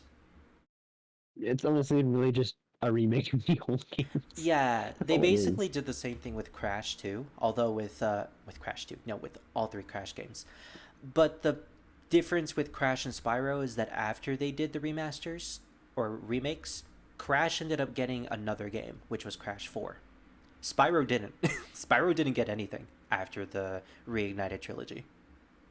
Mm-hmm. We're Mostly because the Reignited trilogy was just the build was pretty much the combination of like all of the old Spyro platformers games, minus the Lost series. But Yeah, but that's exactly what the Crash remakes were. It was a remake of all three games as well. no, but it was all in one. Was it all in one? Yeah, Spyro, you meant? yeah. Yeah, same with Crash. Yes, same with Crash. Yeah, Okay. Well, I didn't really know. I don't know much about Crash, so I guess that's fair. that's fair. That's fair. But- The difference is that the similar thing is that they both got a remake of all their three original games, and then Crash was the one that got a sequel to those games after all this Well, time. I think the problem why Spyro hasn't got a sequel is mostly for the fact that the one that's mostly probably good for a sequel is the Spyro series, because there's two of them, not just one. And we're pretty sure that's not gonna happen. And keep in mind that they haven't even remade the Lost series yet. Nope. Probably because of copyright reasons. So what copyright reasons, they own the freaking rights to the name. Yeah. He's still Well, I loving mean- thank you, Sample. Yeah, I love the GIF at the top right as well. Yeah, I don't see why they have copyright issues if they have the rights to the name. So hmm I'm wondering who actually has the copyright for the Legend series. no, no, right now. Oh, did you know Yuka has a relatively newish Harvest Moon game on the Switch? Oh, really? Well, I have a Switch, so I'll look into that later. I'm actually interested. I like to imagine Lily's voice is actually just the alarm sound. I mean, it's better than not having a voice at all. Aha, something came to bother me again. At least let me play by myself once in a while. Oh, excuse me. Wherever I go, someone comes to me. It's because the flowers are too pretty. So while looking for a place to play, you inadvertently wandered into Muenzuka. Yes, Cherno just casually walks into the final boss. I just went to places I haven't been to. The cherry blossoms were pretty, but this place is a graveyard, isn't it? Every human will one day die. The deceased do not have to be in the graveyard, but for the ones living, a graveyard is needed to recognize the deceased. Yes, a graveyard is a place for the sake of the people living. I don't get it. But a graveyard is a place with people like gate guards. I don't want to be in a graveyard. She's so idiotic, and I love it. I'm going home. Hold on a second. I am not the gate guard of this graveyard. I dropped by this side because of another case. But if I see a fairy deep in sin, I cannot simply leave her alone. If you're not a guard, then what are you? This is a graveyard, so... Then you're... I'm not a phantom. Although you are a fairy, you possess great power. But because of that, you often stray from the misclaim of your territory. Yes, you cause a little too much trouble. At this rate, you will not be able to return to your original power of nature, which is cold, and you may receive damage, actual damage. That isn't true. I'm the strongest. Which is yet another meme. In other words, that means death. If you die, then we will most definitely judge you. At that time, whether you will go to heaven or hell, well, we do not know that yet. Such a human-like threat like that won't work on me. She's actually scared. A small stream's flow, a bird's cry, an insect's song. Even Mother Nature will die at times. You must know that eternity does not exist in this natural world. Yeah, she appears in Touhou 16. Now be aware that you hold a little too much power. So because Cherno likes to stray away from her specific territory, her specific element, which is supposed to be cold and natural coldness, ice in general, she is at risk of basically losing her power. and turning into an actual yokai. The thing is, fairies aren't considered yokai. They are considered their own separate entity, which is why they're able to be considered as okay, so weak they are. Activision was actually part of the Touhou series back in 2008. Oh, okay. So yeah, they would have the rights to it too. So there's no reason why they shouldn't be able to. Problem is they're not doing anything with it. They're fucking stupid. That begs the question, though, how popular was the Reignited trilogy? Oh my gosh, the hot dogs are everywhere! Well, I don't know about the Reignited trilogy, but I do know the Touhou series. I'm sorry, I meant the Touhou series. I know that most people kind of thought it was not. They didn't like it mainly because it was. Oh. I think it's because it's too war orientated. Yeah, it had too much of a serious story. It took itself way too seriously. I think I've heard that consensus before. Which honestly, I think is just stupid reason to judge the game badly for. Well, that was around the time where a lot of franchises were taking a more serious spin on their storylines. They were starting to become a lot more gloomy in nature and taking things seriously. Granted, it's not necessarily a bad thing, it's just it was very prevalent at the time, and people were more so getting sick of it, from what I gathered. I was never thought of any gloomy thing about it, to be honest. I mean, yes, slightly, but it's mostly more like it was like a story of desperation and trying to just, you know, I don't know. Compared to the early Spyro games, though. Well, compared to the early Spyro games were just about being a reckless fool running around just murking shit. Having an adventure, yeah. Basic kooky platformer. Oh gosh. These hot dogs have too much mustard. Yes, I do love me these omnidirectional hot dogs that I end up causing to spawn into existence. Okay, I take it back. I don't like the cold effect. I don't like the perfect freeze effect that Cherno has on all the bullets. Maybe you should become a yokai, Cherno. Stop being a fairy. So I mentioned earlier that that is another meme with Cherno, the "I'm the strongest" thing that she said.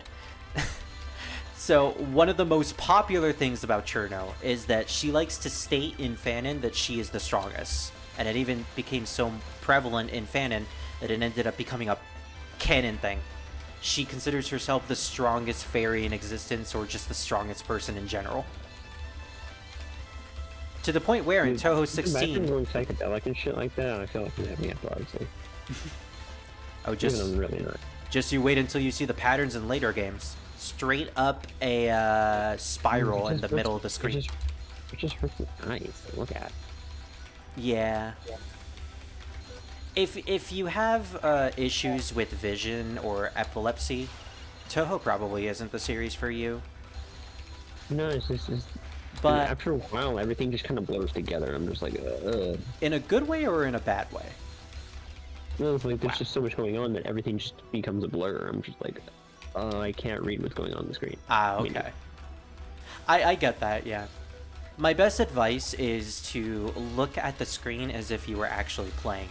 Basically, look. I know, I'm paying attention to only one side of the screen. I'm still just getting cross-eyed from it. And also your character. You got to pay attention to like the character themselves. I'm just watching the little red dot move around the screen, and it's still giving me problems. Ah, okay. It's just yeah. Yeah. That's fair, honestly.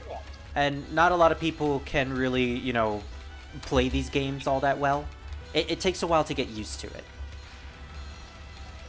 I'd say it takes a while to get used to just watching the bullet patterns. And even then, once it gets like really, really hectic, it gets really difficult to see all the openings and all the bullets in the different locations that they're at.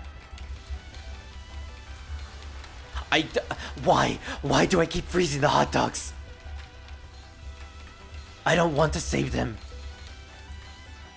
I made hot dogs for dinner, not for leftovers.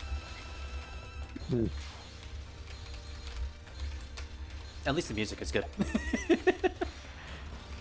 That's the consensus for any Touhou game or anyone who plays these games. At least the music is good.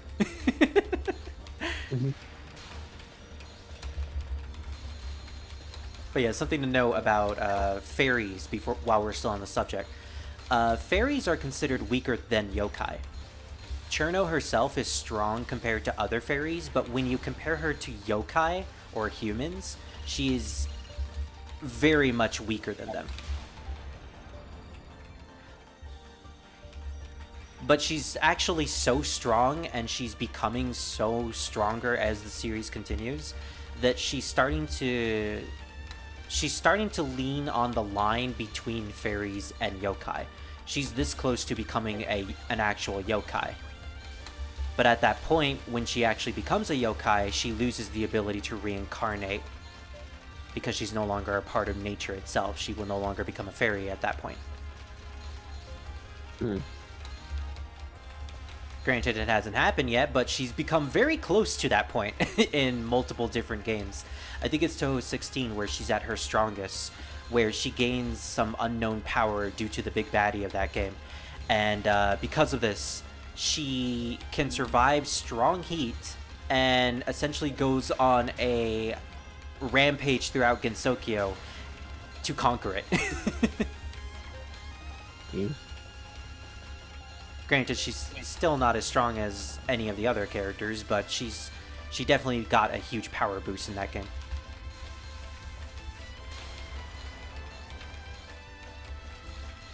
Besides all that, though, Cherno is just a very fun character to see and experience. She's just a little goober.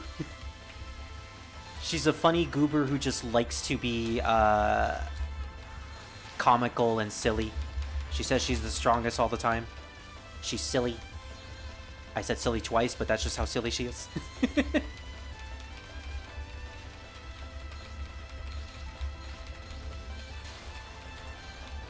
Okay, I can, at the very least, kill off her boss. No, that power-up! I don't know what that power-up does, but I wanted it anyways. She's almost dead. Lily, get out of the way! Damn you, Lily!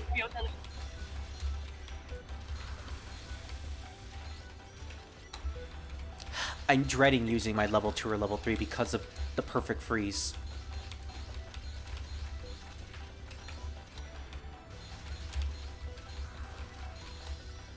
I would say Touhou 19 is way easier than this game. At least in Touhou 19 you have a lot of options to deal with bullets. In this one, you just gotta deal with Iki. Fair and square. There's no cheating here. And then Lily shows up like a little bitch.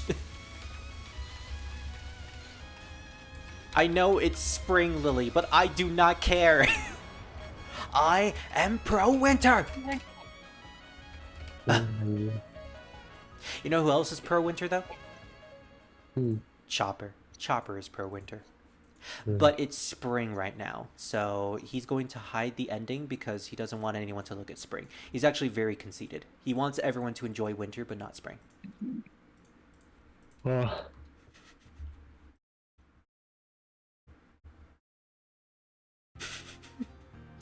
also have a tiny spirit dancing in the corner.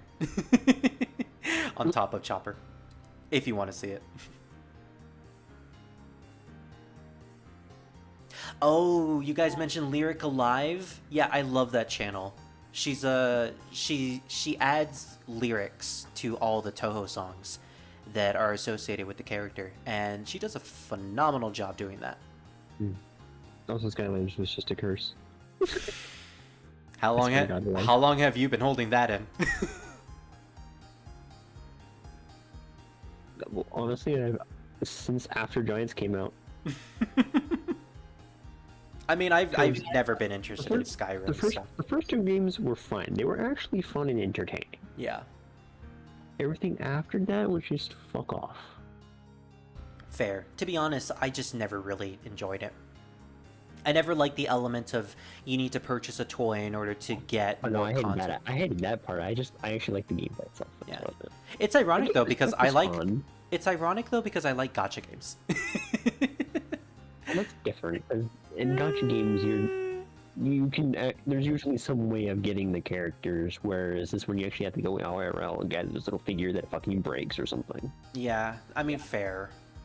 Until, you know, the game gets discontinued and then you can't keep any of your fun pulls that you do in gacha games. So hey, at least you got the figurines. Oh, I mean, both the Spyro figurines I've had both lost their heads, so. No! Well, that means you could just add a different head on there. Hey, Cinder! Ye- You ever wanted a purple body? No, actually, Cinder's the only one that, like, stayed together well. Hmm. Then again, we got the Generation 2 version, so that's probably why. And then I go to Pally's house and pop the Cinder head off. Now, unlike the Spyro one, Cinder's doesn't. Also, the ending is going. Aren't you gonna bully frogs today? ISS. You already know the answer to that yourself. So you were studying. You learned that there was a giant toad here. Even if I get eaten once, though I'll probably hate it, I'll still learn. Reverend in a nutshell. So why exactly did you come here? Somehow this place seems quiet. There aren't any other places where there are only a few phantoms lying around. Are you telling me that you've gotten sentimental or something? You're just a fairy. What do you mean I'm just a fairy? Shooting icicles at her. What do you... I also think the same deep down too. Yeah, sure. What did I eat for dinner yesterday? And like that. What did I eat? Never mind that. You know what? Cherno reminds me of Scar. Personality-wise, reminds me a lot of Scar. Which is ironic because they're both the completely different elements. It may seem that way to you, but for once I'm actually thinking about something related to death. Death? Again, you say something pretty unusual for you. I wonder who inspired you and what you were inspired to do. This pond is very quiet, and I want to show you how these lotuses somehow don't feel like they're of this world. That's why I've been here and thinking about something related to death. It's too early for you to be sentimental.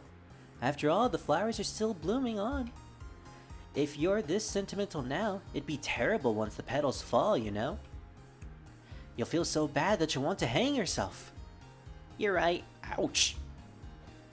I don't even know how long they'll keep on blooming, so it'll be my loss if I don't enjoy it. Now I'm gonna freeze me some frogs. Oh, this ought to be good. Along with not knowing how long the flowers will keep blooming, the fairy also has no idea how long she'll be in this world. Oh hey, there's fire.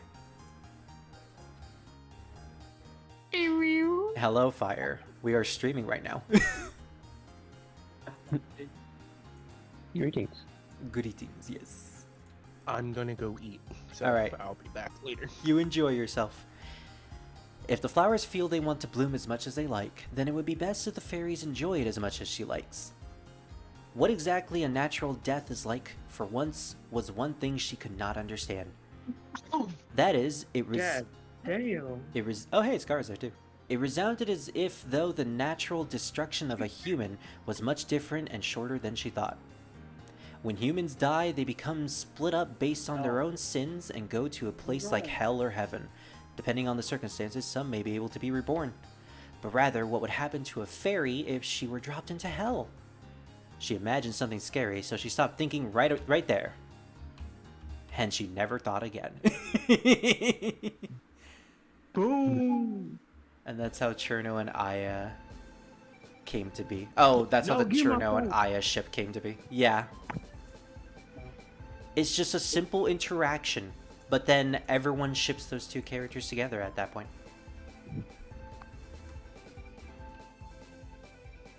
Also, Scar, if he's here, just check general chat. I think he's busy throwing fire across the room. Hey, look, Scar also joined. Definitely muted though. Yes. I think he muted himself, basically. What I just said. Oh. Well, I said it again. Yeah. You know, if the game is no, saying the muted. same thing over and over again, I'm going to say the same thing over and over again, too. Let's see. You know, if the game is saying the same thing over and over again, I'm going to say the same thing over and over again, too. Is that so? Is that so? Is that Is that so? so? I'm not saying that. When can I get my phone back, sorry? when you give me back mine. God damn it. Yeah, true. Clown Piece is a very strong fairy, so I guess she's like the outliner compared to all the other fairies. Let's see what your phone does in the toilet, Scar. What the? Do it! Throw it!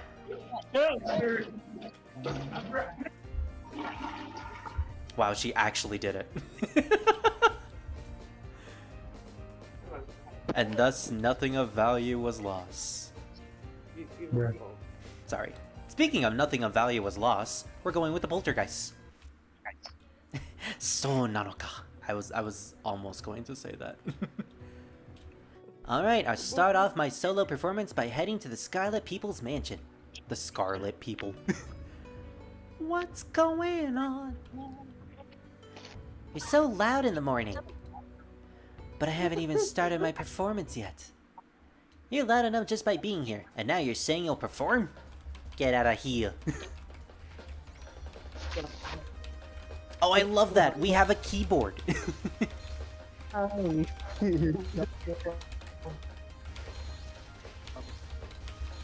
So Lyrica is one of the weirder characters to play as because her thing is that she can summon a keyboard to do extra damage, and then she shoots behind her. It's like she's shooting straight out of her ass. Oh, she said. Yes, that is exactly what she said.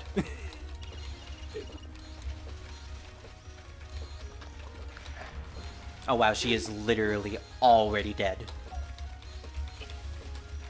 And I almost ran into that icicle. Where are you going? Oh, where are you going?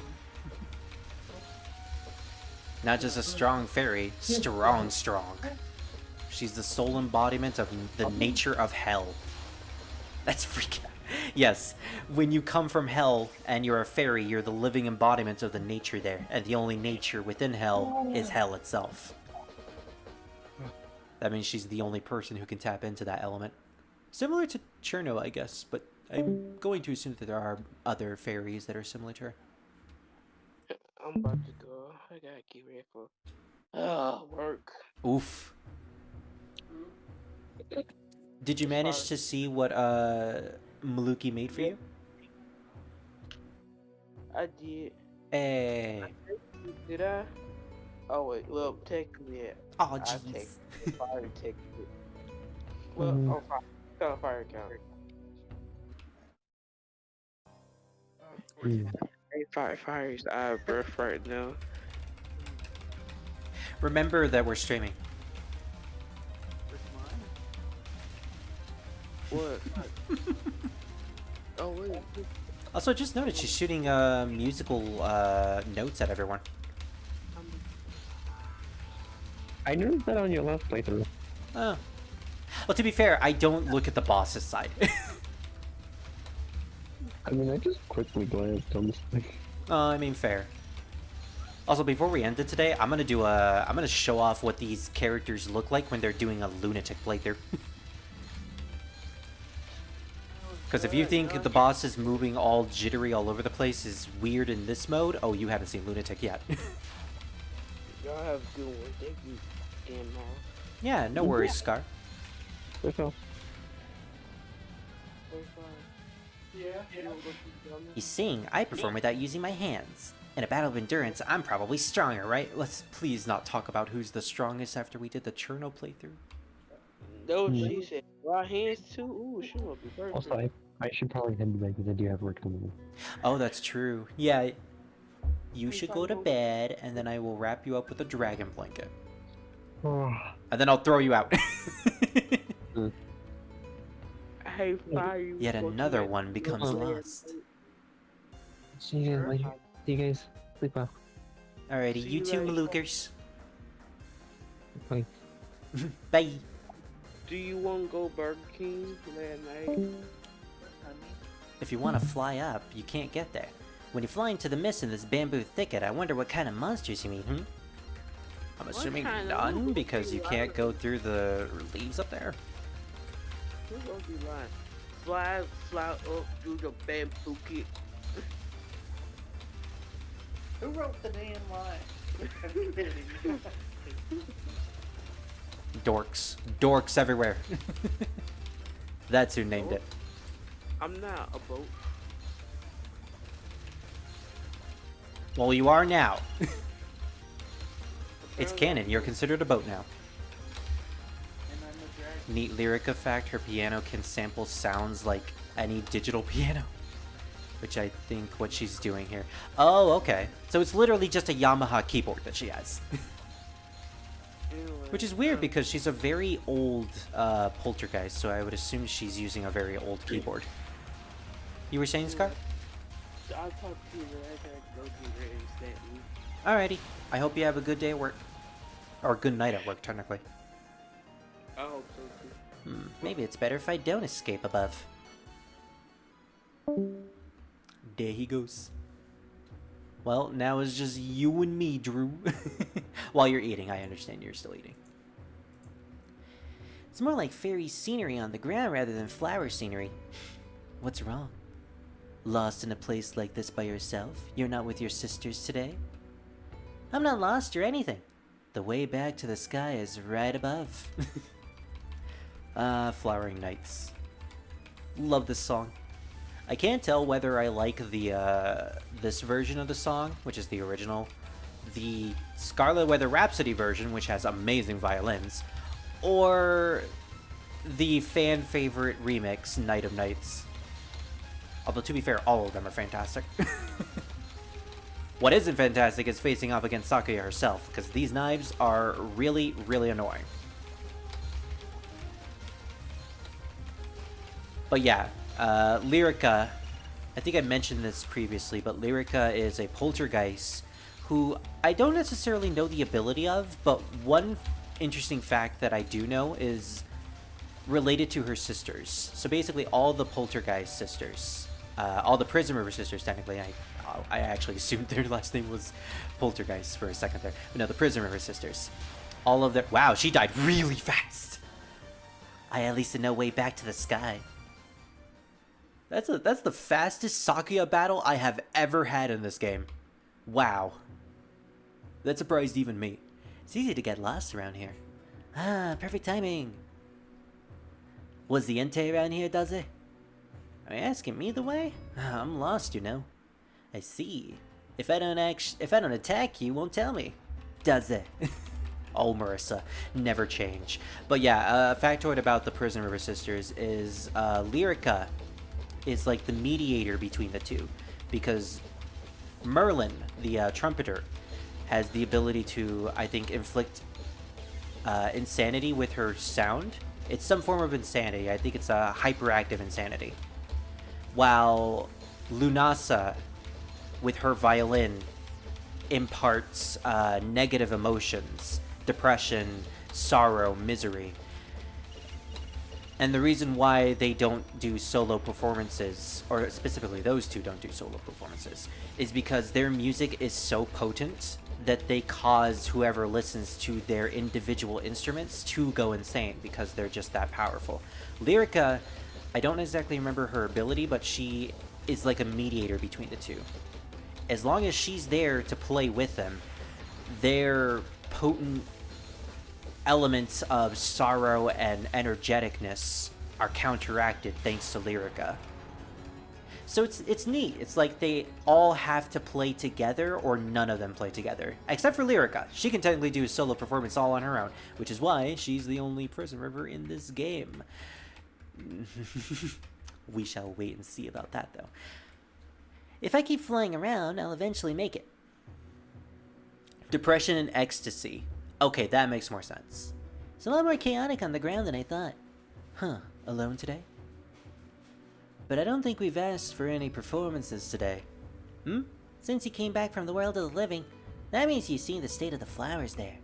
I have. So? I like to hear some interesting new sounds, that's all.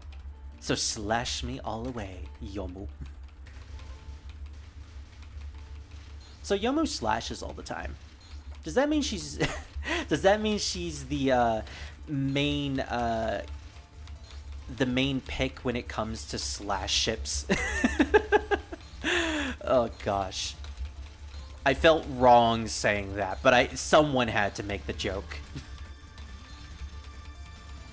Maybe it's like angel dust. It's a possibility.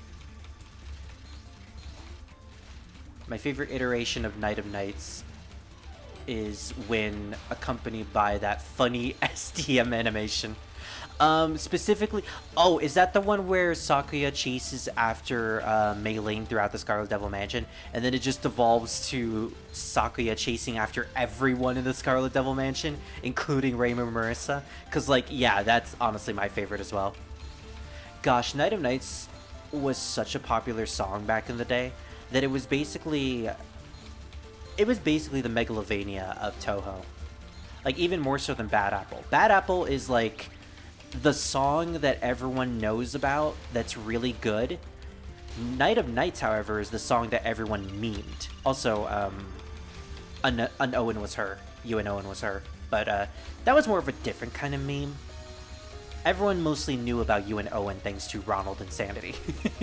Or, what was the name of the fan remix? Death Waltz. Death Waltz was a pretty prevalent one as well. In fact, You and Owen Was Her, I think, was the first song that I ever heard from the Touhou franchise. It was either that or Bad Apple. Bad Apple was what specifically got me into the franchise. You and Owen was, I think, the first one I heard outside of any knowledge beforehand. Also, I am at 1 HP, and she is at 2. Fair, this is stage 4. Oh, wow. I actually ran straight into that spirit that she summoned. I love rampaging Sakuya. It's so fun. It's a classic.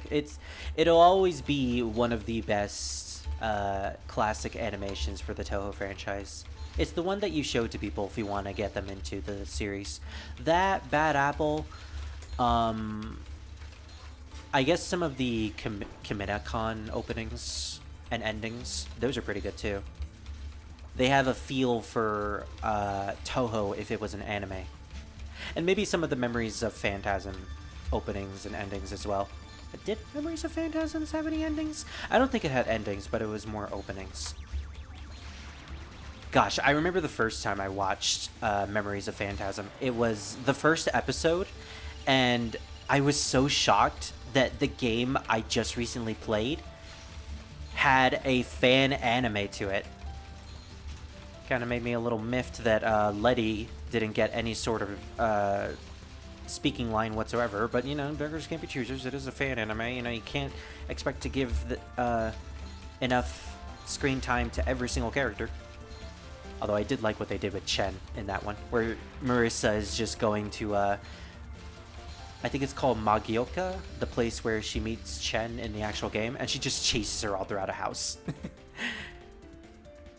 The first episode was really good. It's when they got to the Scarlet Devil Mansion stuff that I just stopped caring about the events. And also the fact that, you know, it's a fan anime, so it takes a really long time for them to come up with an episode. But I have to do this once in a while. I'll search around a little more.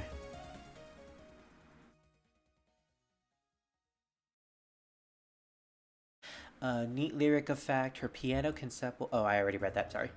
Which is only fair because her sisters have a violin more valuable than a Stradivarius, I think that's how you pronounce it, and a magical trumpet.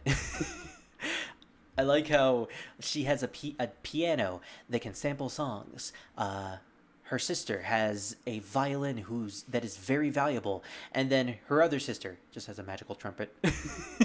Just the way you phrased it, it sounds funny. I definitely misspelled Stradivarius, but I'm not a violinist. Hey, same. That's why I didn't really know about it. Okay, I will be right back. I'm going to go let my dog out because he apparently wants to be let out. So, 1 second.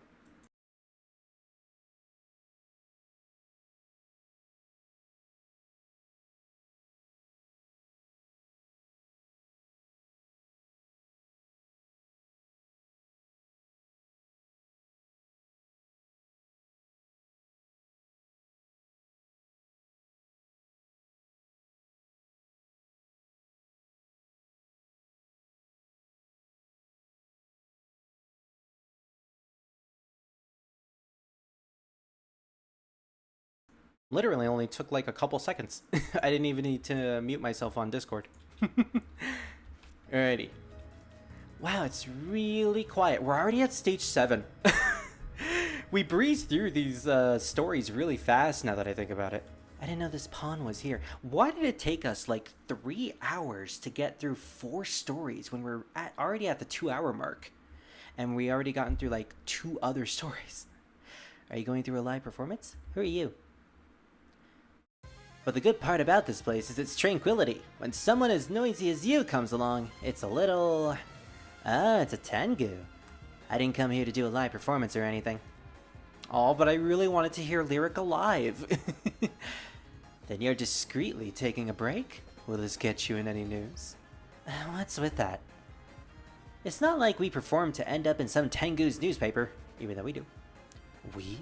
Aren't you alone today? That's right, me. Right now, I'm gathering sounds.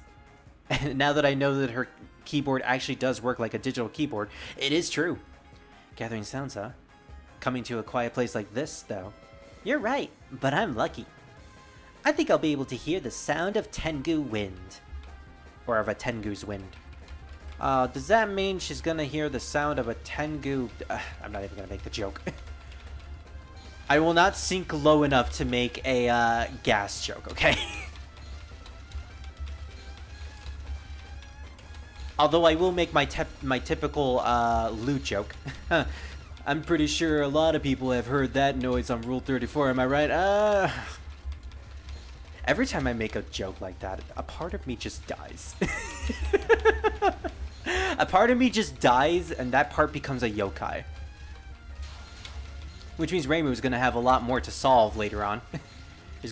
Just like a whole game's worth of incidences of boss fights. It's just going to be the different parts of spirit that have become different forms of yokai. And most of them is just going to be lust themed. Because that's the type of humor that I have. Oh man, I missed the G, but I accidentally pressed the bomb button when I saw it. So now I don't have any charge whatsoever. Oh, I could have dodged that. Oh, I could have dodged that. Basically every Touhou player when they accidentally get hit by a bullet. I have said that many, many, many times. It becomes really difficult to collect the items when you have these aimed bullets coming straight towards your position. Oh, wow. Good timing. Wow. She exploded into tiny bullets. Don't you just hate it when your enemy gets the score multiplier, the spell point multiplier, that summons the boss onto your side of the screen? You know, right after you summoned a boss onto their side? It's totally not annoying, isn't it? You know what else isn't annoying? Getting pushed into the what the hell? I was gonna say getting pushed into the corner is really annoying, but also the fact that we got like 3 different multipliers at that point, that just 3 separate spells happened at the exact same time. That can happen a lot in Touhou 19. Touhou 19, I don't know exactly what the score multiplier... Wow. Okay, I should have seen that coming at the very least. I don't know what the score multiplier is for Touhou 19 in order to summon a boss attack onto your enemy screen, but I think it's a large amount. It's a decently large amount. But when that happens, you can essentially like chain multipliers to just send multiple different spell card boss attacks to the enemy side of the screen, and it becomes really, really wacky. I'm pretty sure any Touhou fan has seen videos on YouTube of Zanmu versus Orin and just constant spell card notifications all over the place. I remember this one video. I legitimately just lost myself while I was explaining that. That's the reason why I ran into that bullet. I just legitimately lost myself. I was lost in thought thinking about the demo of Touhou 19. Which, there was a video that came out during that time where it was just Rainbow versus Marissa, and someone made an edit of them just saying, oh my gosh, over and over again, as the screen just was pelted with notifications that a spell card has been active, and just one side of the screen is just completely filled. I think it was Reimu's side of the screen. Or no, it was Marissa's side of the screen because of all the yin-yang orbs. Speaking of yin-yang orbs, Reimu is just really, really difficult to fight in that game. It is bullshit. How many balls you have to face when you're fighting Reimu. It's an obvious joke, but like, because she's faced the yin-yang orb in Touhou 1 and, you know, got hit by it so many times, she has now become so traumatized that she is inflicting that trauma on everyone she fights. Everyone must know her pain. They will know pain.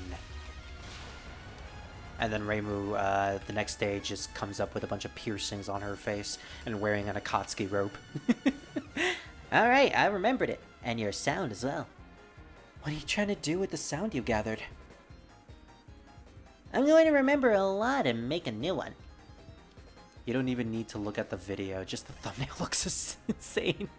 Yeah, just dodge it. The flowers are in bloom. A faint sound, yes. The sound of the outside world. I love how the crow on her shoulder is also crying, and it has a band-aid on it. Oh, that's adorable. And also sad. Crow abuse is not good. Memories of Phantasm is pretty much just antagonists underestimate protagonists and loses every time. Yeah, that's kind of why I stopped liking it. On the side of the sunflowers, the phantoms are more noisy than usual. I think I'll be able to gather a lot of good sounds. Speaking of a good sound, I love this song. It's probably my favorite song in this game. If it isn't another noisy spirit. Hey, I'm not that noisy. Someone's here too? Someone is. You're a lot noisier than the spirits from the outside world here. That's my job after all, although I'm alone today and not too noisy. Your noisiness is Gensokyo's noisiness, an already dead sound. That's very fitting, actually. You can hear what the phantoms here are saying, can't you? I'm not quite sure what you're saying. Look, the sunflowers are paying attention to you. I like the detail of all the sunflowers looking at the screen, as if they're actually looking at the player character. The souls possessing the flowers think that someone who can understand them has finally come. Wait a minute, what the heck? What's with these sunflowers? Why are they all facing me? That's because you're the same type of spirit. Not a green-haired spirit, but a different type of spirit. Not only here, but the situation with all the flowers is because of the souls here. The souls this year are noisy. Perhaps they're more noisy than you and the others are. Others? But I'm alone today. Now, my adorable sunflowers, let's start our live poltergeist performance. We're gonna have a concert with Lyric Alive? Oh, that's so amazing. What do you mean she's not here? What do you mean she didn't show up? So I heard that Lyric Alive actually performed at the Touhou Fest last year. Or this year, technically. It is still this year, yeah. Which, by the way, I am planning on going to the next Touhou Fest if things go well, if I can save up enough money. I literally live a state away from California. Well, 2 states away from California. So I can actually afford to go there through commute. And it works out for me as well, because I can also visit a friend who also lives in California. I was hoping I could do a Marissa cosplay, but judging by the time frame of when the event is going to happen and the amount of money I'm going to earn during that time, I probably won't be able to do the cosplay. If anything, I could just find a witch's hat and like say, oh look, I'm Marissa. Technically it counts. If I can, I'll try to do a Marissa cosplay. Heck, maybe I'll even try to dye my hair green. I mean, no, my hair is naturally green. Yeah, my hair is always green. What are you talking about? I certainly do not have black hair in real life. No siree. Although I do have long hair. That is also a thing. That is a genuine thing that I share with my OC. I, in fact, do have really long hair. Well, I say really long hair. I used to have really long hair, but then I cut it. So now it's like almost shoulder length, but I'm planning on making it as long as it used to be. Granted, if I can't do a Marissa cosplay, I'll probably just do a simple robed sage thing. Maybe. We'll see. Also, she pushed me into a corner. Fantasy, the beauty of nature. I remember when I used to play this game back in the day, the early 2000s, and there was this bug with all the text that just cut all of the that just cut a certain point of every single text box. So Yuka's spell for the longest time I thought was just called Phantasm, the beauty of N. Like, what the heck is this N she's referring to? I love that Pokemon character. Granted, that was before I played Pokemon Black 2. I say Black 2 because I never actually played... Okay, that's a lie. I played Black and White 1. I think it was White 1. But I only got as far as the 3rd gym. I never went as farther than that because I made the stupid decision of giving my copy of Pokemon White away to a family member who is known to misplace games. So yeah, that was my bad. I did not, however, give up my copy of Pokemon Black 2, which is my second favorite Pokemon game. I would say first favorite, but I still have a soft spot for Gen 4, so Platinum will always be my first favorite. Black 2 is a definite, very close second favorite. Third would probably be either Heart Gold or Pokemon Sun. Even though I never really finished Pokemon Sun, I have seen it through to the end, and gotta say, probably one of the best Pokemon games in the franchise. Even if it is very different compared to other games. It takes the usual formula of Pokemon games and makes a big spin on it, where you don't actually fight gym battles, you fight essentially big Pokemon as boss battles, and the Elite Four is sort of like a hodgepodge in the context of the story. But it still technically acts like the Elite Four. And just the story all around, too. The story relating to familial matters and the villain at the end of the day is just so captivating. I love Generation 7. I believe it's Generation 7. It's in my opinion, one of the best well-written generations in Pokemon. And this is coming from someone who legitimately loves Gen 5. A live poltergeist performance at the Sunflower Field, huh? That sounds really fun. Alright, looks like the Touhou Fest is going to the Garden of the Sun next year. Register your tickets, everybody. You're welcome anytime. However, the only time souls reside in sunflowers is every 60 years, I think. She also mentioned the 60-year cycle. Well, then again, if anyone would know about the 60-year cycle, it would be Yuka, considering she has lived for a very, very long time. I believe she's as old, if not older, than Gensokyo's conception. Gensokyo, despite being housed to a bunch of gods and old spirits and yokai, is, I believe, 1,200 years old. It's somewhere around the 1800s that Gensokyo was conceptualized. You poor little crow. Who's gonna help Aya with the newspapers now? Well, if we're asking the fandom, it's gonna be Momiji. Although technically, probably not. Just say Daze at every sentence. It'll convince them. Yeah, you know what? I'll just say Daze. I'll even say Daze whenever I go visit my friend who's in California. He'll have no context for it. He doesn't know about Marissa, but I'm gonna do it anyways. Oh man, I can't wait. I can't wait until the Touhou Fest. It's gonna be really, really fun. I'm probably gonna have to go alone though. I don't think I can convince anyone to travel that far with me. It would be nice to have a friend, but like I don't know any Touhou friends, so it is what it is. I'm back. Did Pally crash or get off? Or? Oh yeah, Pally went to bed and Scar joined, but he went to work. Okay. Yeah, so it's just you and me. Hey. Okay. Yeah. Again, sorry about the background noise. No worries. I'm fine with that. Okay. Oh yeah, I haven't heard the sound of cherry blossoms yet. I was too focused on the strangeness of the flowers that I completely forgot about the spring flowers. Higan cherry blossoms and the red spider lilies. At this usually quiet Moenzuka, flowers that don't bloom together are doing that simultaneously. The red spider lilies appeal to lament, the Higan cherries play the melody of conviction. It's so rare to see a clear group of poltergeists in a place like this. Plural again. Get it through. Get it through. I'm alone today. Oh, then what are the two behind you? You're not supposed to say that. After managing to hide this much too.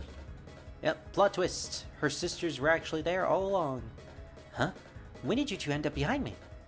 Well, we were watching you from the beginning. You look like you were doing something interesting. So we did it in secret. Merlin, always smiling, never frowning.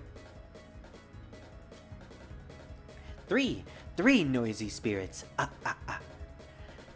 You are going to perform live in this cemetery, are you not? What the heck? If you were going to follow me, then tell me from the beginning. You were going to come out if it got dangerous. Yes, like right now. Right now? The souls here are human souls from the outside world. They are usually flowers as their they are using flowers as their foundation. You three were born as spirits. What was once your foundation does not exist anymore. Yes, you three are a little too unclear towards yourselves. ... At this rate, you three will either break down into chaos or simply disappear altogether. I may not be able to judge you all, however. To abandon you is a little cruel. Who on earth are you? I am the one who judges the sins of ones who have died. Yes, the judge of hell. If you three wish to continue performing from here on, you have no choice but to listen to my advice. You must hear my lectures. What are you talking about? Sis, you don't need to listen to what she's saying. Yes. She says advice, but it sounds like some sort of fraud or religion. Exactly. Spirits without foundation are extremely unstable. It appears that your musical instruments are your foundation, but that in reality is false. Your foundation was the human that created you, and that human is no longer here. If you do not wish to disappear, the first thing you must do is realize the reason for your existence, which is actually very dangerous for a poltergeist to do, because once they realize the meaning of their existence, there's a possibility that they could go insane. As usual for poltergeists in fiction. I wonder if there's going to be surprise guests like Ta Music for the next fest. I hope so. When I learned that Ta Music was there, that was a huge surprise, because I remember listening to Ta Music back in the day. They did a lot of violin covers for a lot of video game music, and Touhou was definitely one of them. And my gosh, they're amazing. Also, didn't they get Odyssey? I believe that's their username currently. Basically, the Touhou Eurobeat vocalist. I know that they constantly change their username. I think currently they're going by Odyssey or something else. But I remember there was like a concert where they sang a couple songs at the fest. In which case, man, if I didn't regret not going to the fest when learning about Lyrica Live being there, then I certainly regret it now, knowing that Odyssey was there. Because I absolutely adore Odyssey's music. Oh right, this is the first battle against Shiki, I should die.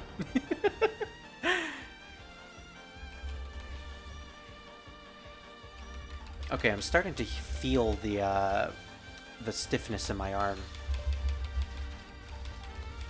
I get that feeling whenever I play Touhou for a very long time, but it becomes really bad whenever I'm playing Touhou 9 because I have to constantly mash the button.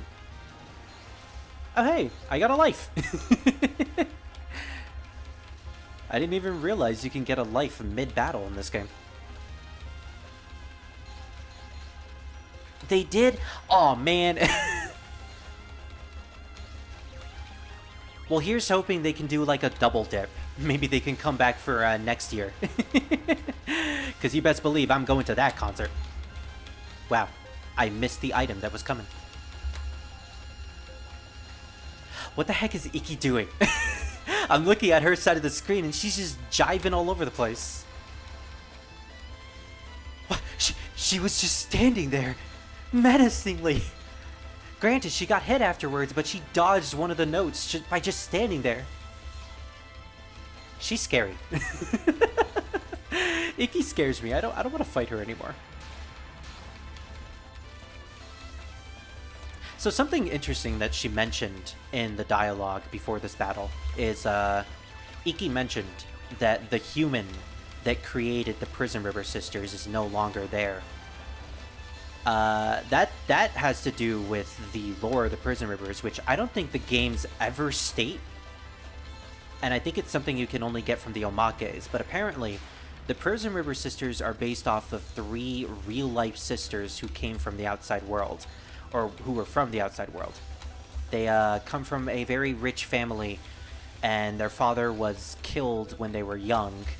And so basically they were orphaned when they were young. They had a 4th sister named Lyrica Prison River. And this Lyrica, or not Lyrica, it's a Layla, my bad. Lyrica's the one that we're playing as right now. Layla Prison River. So Layla Prison River, I believe, was eventually abandoned by her sisters and was left alone in her mansion. And through her loneliness, she performed a ritual that brought poltergeists to life. And these poltergeists took the form of her 3 sisters. But eventually, this costed the life of Lyrica, and thus the mansion itself was warped into Gensokyo. I don't exactly remember the full specifics of it, but basically, there was someone named Layla, and she created the poltergeists in the mirror image of her sisters. And that is why the poltergeists are called the Prison River Sisters. But in terms of the original sisters of what they... Wow, that was... It only took like 2 lives to beat Ikki this time. Well, to be fair, it is a 3-on-1 battle. You know what? We'll get the full story whenever we read the omakes, which I am planning to do for the Touhou games. I'm planning on doing like a full stream where we read some of the omakes of the characters. I'm thinking we do that for the Touhou 6 to 9 characters, and then we'll move on to Touhou 10 after that. Ikki's true ability, dancing through bullets. Yes, she took the dancing lessons from Iku and decided to put them into practice. You know who else loves to dance? Chopper. Chopper loves to dance, but he's also very embarrassed when he dances because he once danced in front of Nico Robin, and Nico Robin called him adorably cute, and so he's going to perpetually be blushing until he forgets about that memory. You see, Chopper suffers through trauma, just like everyone else. In a sunflower field, despite there being no wind, its yellowness has a rusty feeling to it. By all rights, it seems like a place that would feel hot, but it was actually still in spring. It felt cool, and if they could enjoy the sunflower field this much, then they thought the flowers were just fine the way they are now. And then we have all 3 of the Prison River Sisters. Geez, there's no way I could have even thought that my elder sisters would come out. Really? They came out? Aw, good for them. You know, I'm sure they can meet a very lovely purple flowered faced yokai that would very much appreciate that. Merlin. Well, it was unusual for you to go out by yourself. That's not to say we were worried. But in the end, you guys did help me out at the last moment. I mean, I was alone with that preacher lady. So they didn't even realize who Ikki actually was. Lunasa. Oh, did you really want us to help you out? I mean, you did make it to that place by yourself. Were you okay with just us helping you out in the end? I mean, that last person didn't seem like she was going to take you away and eat you. Yeah, I'm sure she was an eccentric person who loves preaching. Even so, I didn't go through a painful experience. Not to mention, I don't even know why I had to be preached to. It would probably be best if you didn't make her mad. Those eyes she had were eyes that know all. That feeling when you remember something embarrassing from your childhood. I know, right? Chopper just always remembers that stuff. Gosh. Okay. I've been woken up many sleepless nights thinking about embarrassing stuff I did during my childhood. And I was a very embarrassing kid. So, like, ugh. I cringe every time I think about that stuff. Merlin. Yeah, even if you tried to lie, she'd soon find out with those eyes of hers. No matter what you'd say, things would only become worse. Well, those eyes were certainly a bit scary. Alright, it's showtime. Oh, that's cute. It's a picture of the Prison River Sisters performing in the Garden of the Sun. You see all the spirits coming out of the sunflowers, and Yuka is just in the corner smiling. See, she's not actually a malicious person. She just likes to troll. Merlin. Today, this live poltergeist performance is brought to you by the Sunflower Fields. When you guys get reborn, be sure to gather your strength and say, "This time I'm going to live a better life." Let's give it our all here today. And now for our first melody. The second burial. Or second burial. It's no piece, and it's a eulogy to the cycle of death and rebirth. The ghosts in the sunflowers had gotten excited as ghosts could get. Humans would normally gather under the cherry blossoms and make noise. However, the cherry blossoms is a flower that essentially signifies the weight of an absence of sin. The sunflower would be a suitable flower for noisy behavior as well. When they made noise, they felt mostly strong about their existence. The poltergeists might disappear if they didn't make any noise. As for the reason why the poltergeist exists, they exist to inform even the most dim-witted of humans of the fact that ghosts can even dwell inside of objects. As proof, the bodies of the sunflowers sway along with the poltergeist concert. Cheerful ghosts dwell inside the sunflowers, and they listen to their concert. It isn't just the sunflowers, even the lilies of the valley and the red spider lilies, everything had a ghost dwelling in it. Congratulations, ending number 7. Yeah, congratulations, ending number 7. It keeps doing that. Damn it. I mean, it's not like it's hurting the ending or anything, but like, it's just gonna repeat it over and over again. I really like Yuka's omake where it says she just likes to travel around and see the flowers. I can see her doing that type of thing, yeah. I mean, she enjoys flowers, despite being she's a flower yokai, so obviously she's going to enjoy flowers, but she just innately enjoys them anyway. So I can see why she would travel all over the place whenever, like, the nature changes in the area. Because when it's wintertime, you can't really see most of the flowers that are out at that time. I've been getting so many 1cc's recently. Are those really the first 1cc's that I've gotten in this game? Wow. Remember, you got ending number 7. Don't forget about it. And we never will. That's actually a really good ending. I actually really like Lyrica's ending in this game. And not just because Yuka appears in it. 3, 4, 5, 6, 7. Alright, so we have a total of 7 more stories left. Okay. We're gonna do one more ending, or one more story, which will be Mystia's. I believe Mystia is really entertaining too. Drinking unboiled water will make your stomach hurt. Drink lake water and it's off to the Sanzu River. I know she's supposed to be singing this, but I don't sing. What do we have here? One pretty loud pest. Are you a fairy? My songs are meant to lure humans. Who the heck would come above the lake? Marissa would. Marissa would come above the lake. Then again, she's always... okay. Yeah, don't you know? Her laser is just her ejaculating. Okay, I need to stop. Which is what Reimu says to Marissa, but she never stops.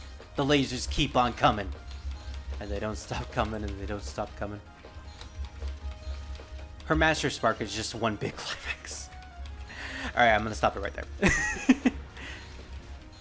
So she's shooting a bunch of giant white balls, and her focus is just a giant circle in front of her. Gotta say, one of the more unique scopes, I'll give her that. And then she shoots a bunch of burps whenever you do her charge attack. Mystia's cool. I said this a lot of times in these streams, but Mystia is one of those characters that has a surprising amount of material to her in the actual canon. Compared to a bunch of other characters, and even fanon interpretations, Mystia has a lot going for her because, again, she owns a restaurant. Wow, that's a lot of icicles. She owns a restaurant. She has a rock band. She's pretty cool. This place is a dud. There aren't many humans, and it isn't much fun. And you know, she likes to eat humans. So You take what you can get.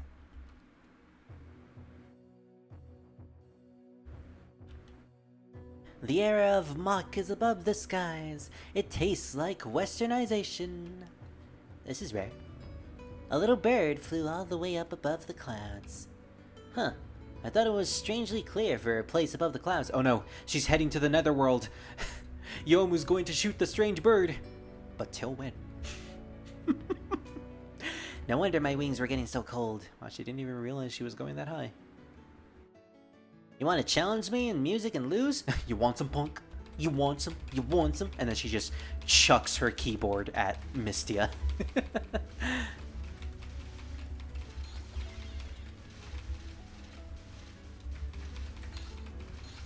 Yeah, I'm really looking forward to Mystia's Izakaya, but that won't be for a very long while. In terms of fan games, we're still playing through Artificial Dreams of Arcadia. I keep mixing up the name of that game, but we're still playing that. And then after this, we're going to be playing Touhou Soccer. And that's going to be a fun one. I'm thinking we'll play Mystia's Izakaya once we get to Touhou 13 or maybe 14.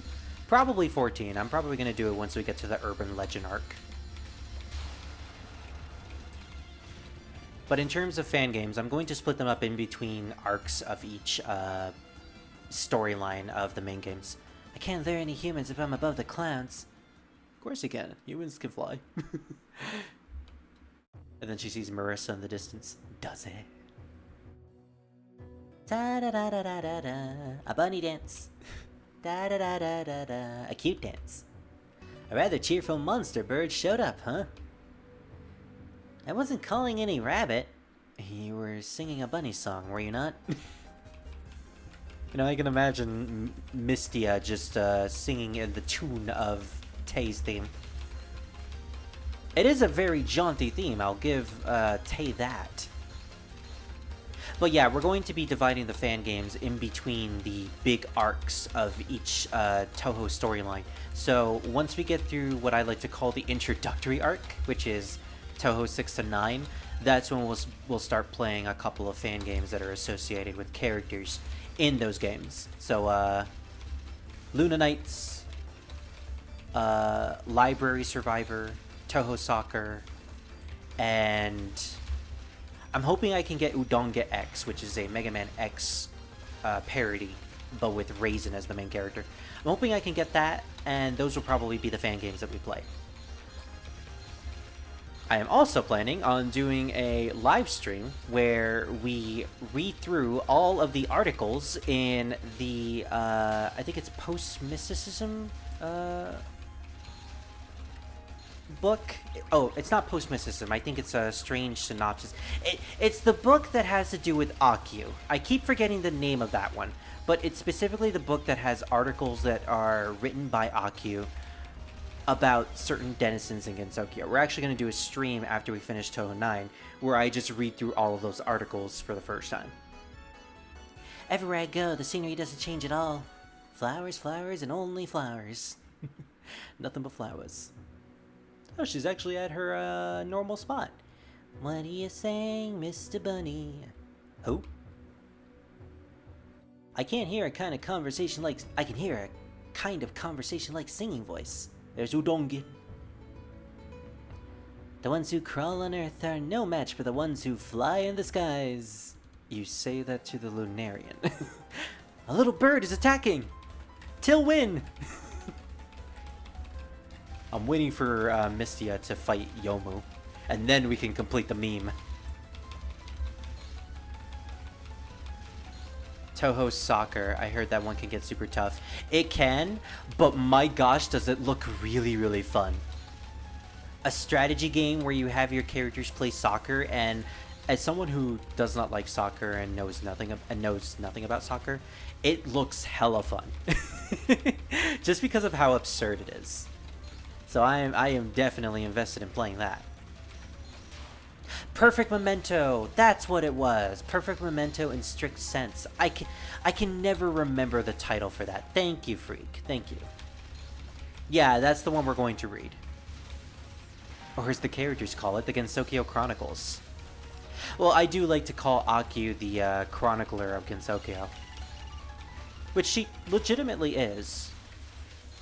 But yeah, the only articles I have read from Perfect Memento is specifically the one relating to Akyu and her history, and the one that is related to the Dragon God. Everything else, I know nothing about.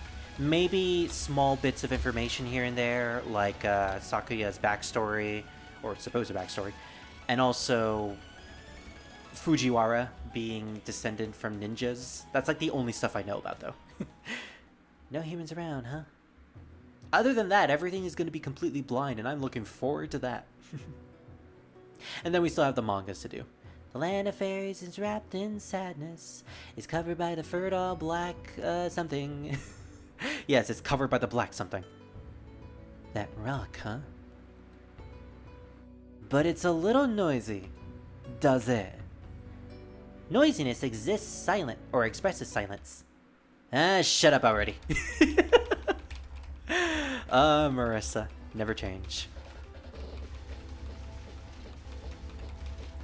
Also, I'm pretty sure I'm like the only one that actually likes Marissa's theme from this game, Oriental Dark Flight.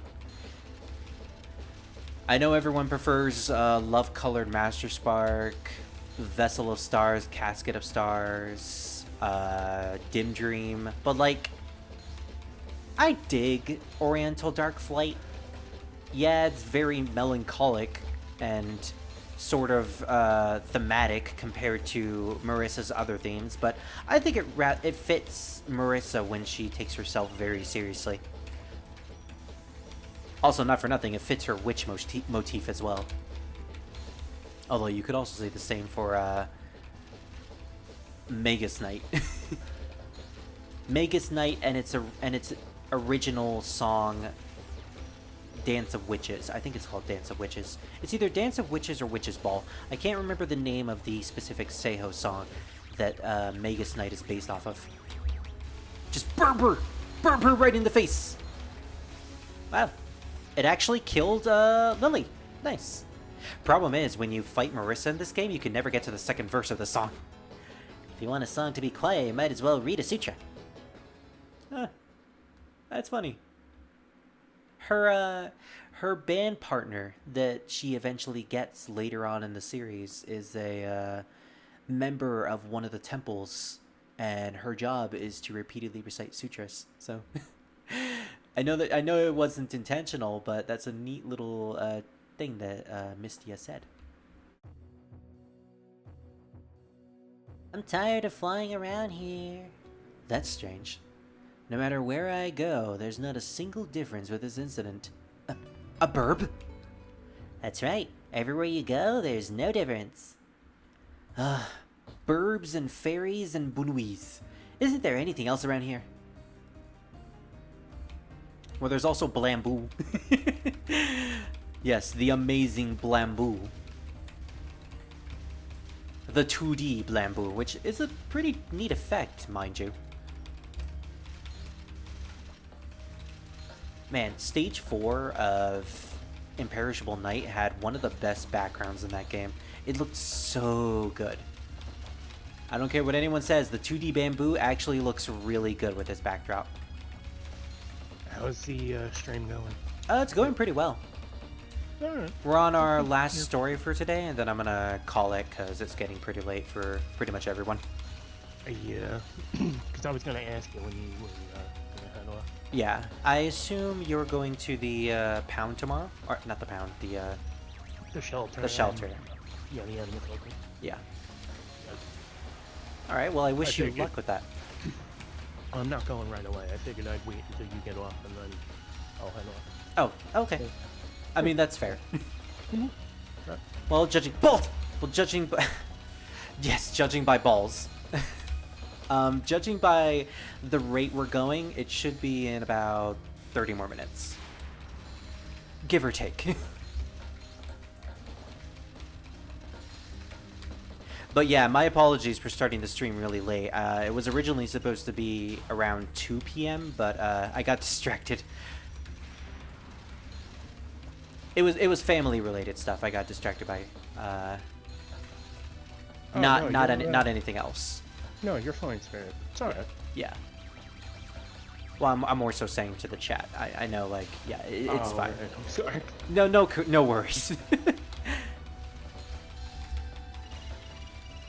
But yeah, tomorrow I will probably be doing some more Arcadia, because I finished my grinding on that, and I'm really looking forward to playing more of that game. I finally got Kane in my party, and I love Kane. Even though she barely does anything in the actual canon. Kane, you were such a good character. Such a interesting character. You're associated with the human village, and then you never appear again in any other game after that. The fate for most characters in this franchise. Balls! I will not get hit by any balls. No balls will come to my face today.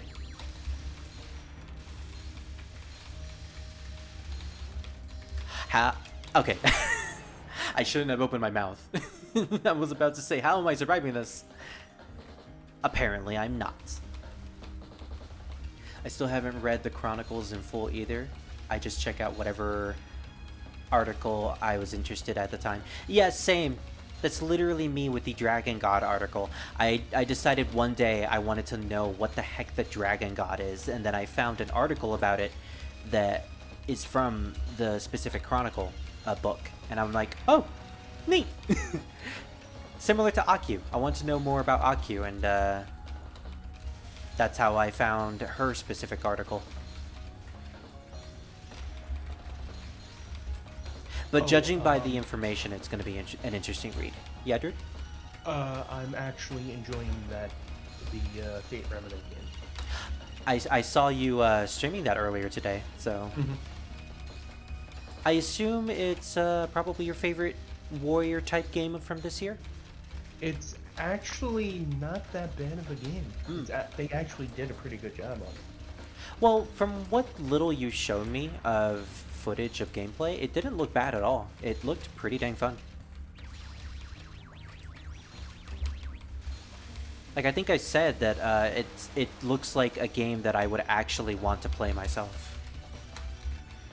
And it's it does have bosses in there. Like there's 4 endings, I think. Like there's three true endings or something like that, and then one ending that's like the actual truth ending. So there's a good, there's a neutral, a good, and a bad, and then true, and then yeah. That's interesting. Have you gotten any of the endings yet? Not quite. I'm doing a little grinding. Ah, okay. Because there's a lot of stuff to do. You have ley lines. You have to upgrade the mage works shop, which you make in your house. You have scabbards that you have to collect. You have to get like scabbards. Like you make your own sword, basically, and then you can level those up or upgrade them. Yeah, I wanted to ask, as someone who knows nothing about Fate, is it safe to get into this game with no prior knowledge whatsoever? Yeah, it's just it basically plays off the whole Musashi era. Okay. Like his whole thing, how he adopted Iori, Miyamoto Iori. Yeah. And then the game is based around him. Well, that's going through the whole process of the whole, getting a servant and everything. Yeah, that's an era that I'm pretty much familiar with, thanks to Samurai Warriors. You will like the game. You will like the game. I feel like I definitely will. And it's not in the sense of when you like go through the game, you pick up new weapons. It's you pick up new pieces to your katana. Ah, okay. So like you basically have like different versions of pieces for the katanas, and they have different buffs based off the piece that you get. Yeah. Yeah. For context, we're talking about the recent Fate game. Yeah, that Koei made. Mm-hmm. Very good game, by the way. Yes, very done fun. very well, surprisingly. Yes. It's very story heavy, like most Fate stuff, but the gameplay and everything, perfect.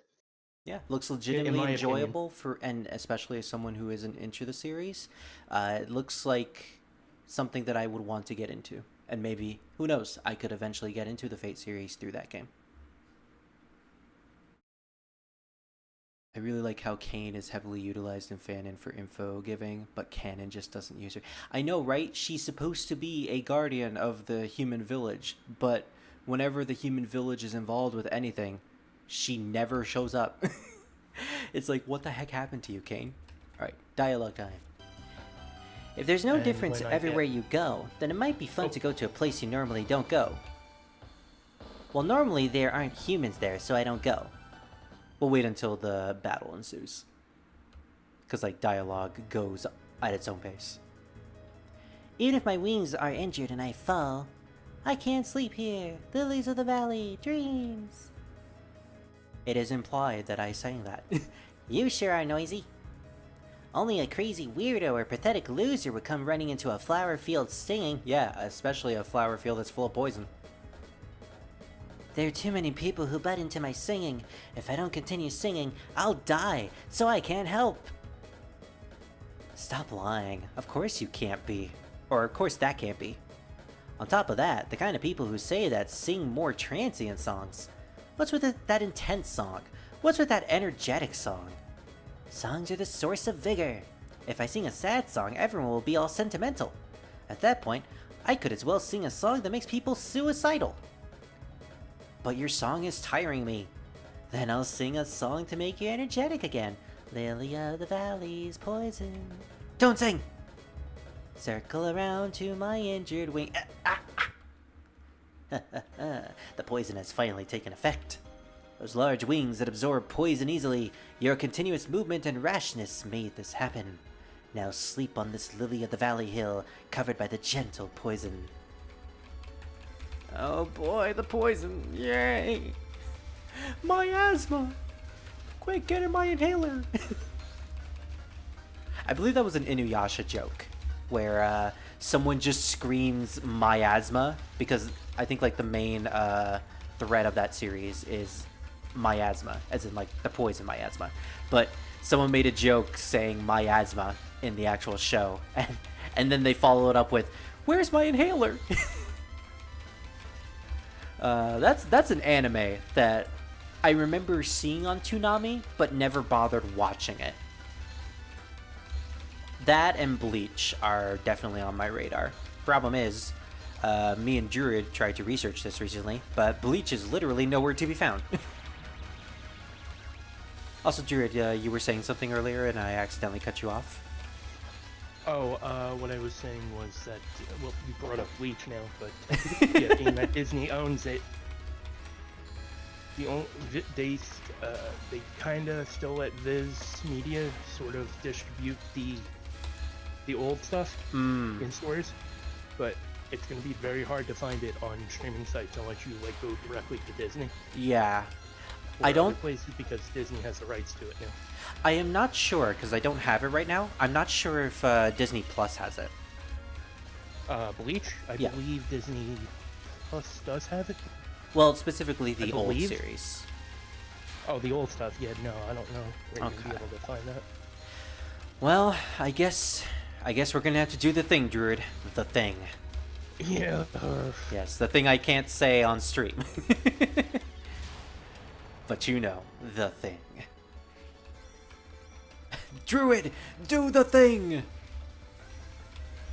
What thing? I don't know. You're supposed to know what the thing is. I don't remember. Well, then I don't remember either.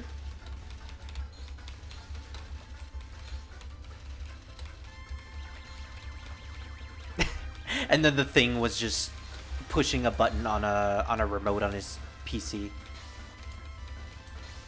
A remote that causes Maluki not to explode. Well, looks like we kill Maluki.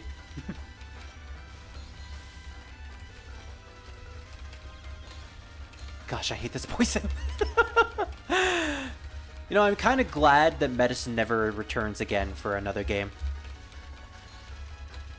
Although I'm only saying that because of the poison. Trying to deal with the poisonous effect in any other Touhou game is really annoying. And now that I say that, I'm pretty sure she appears in one of the photography games. How am I gonna handle those? Okay. Here's the plan. There's a photography game that takes place after this. It's a 9.5, shoot the bullet. I am not going to play that immediately. I'll play that sometime soon. But when I do, I am going to be in the call. And it's mostly just going to be a chill stream. Like, literally anyone can join. Which is kind of like how most of these streams work. But essentially, no story. I just do patterns. We don't have to... None of us have to be silent to read dialogue. We're just going through the patterns, so we can talk about whatever we want then. I think that's how I'm going to handle the photography games. And you best believe I need to be in a call with someone, otherwise I'm going to drive myself mad with those.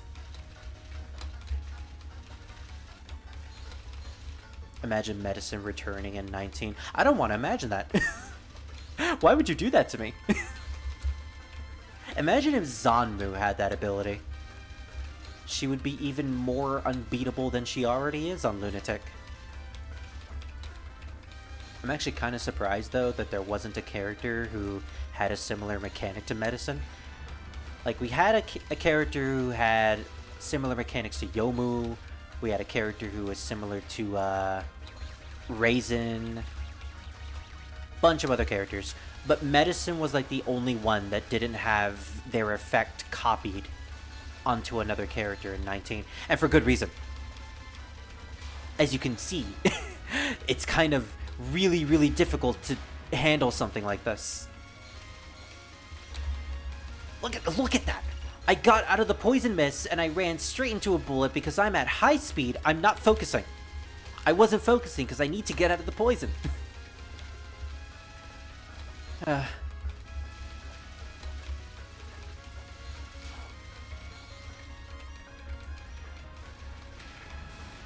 You think medicine listens to punk rock? You think if Mistia sings for her, if she sings a punk rock song, she'll probably let her go? I mean, she can. Maybe a little early, but she can definitely sing a punk rock song.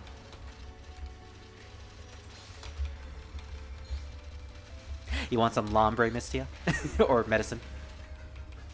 It's good for your eyesight. Now's the time to run. This place is full of poison and dangerous. What did you come here for? Do I have nothing to do with anything? Literally, yeah. She's kind of irrelevant. Nothing at all.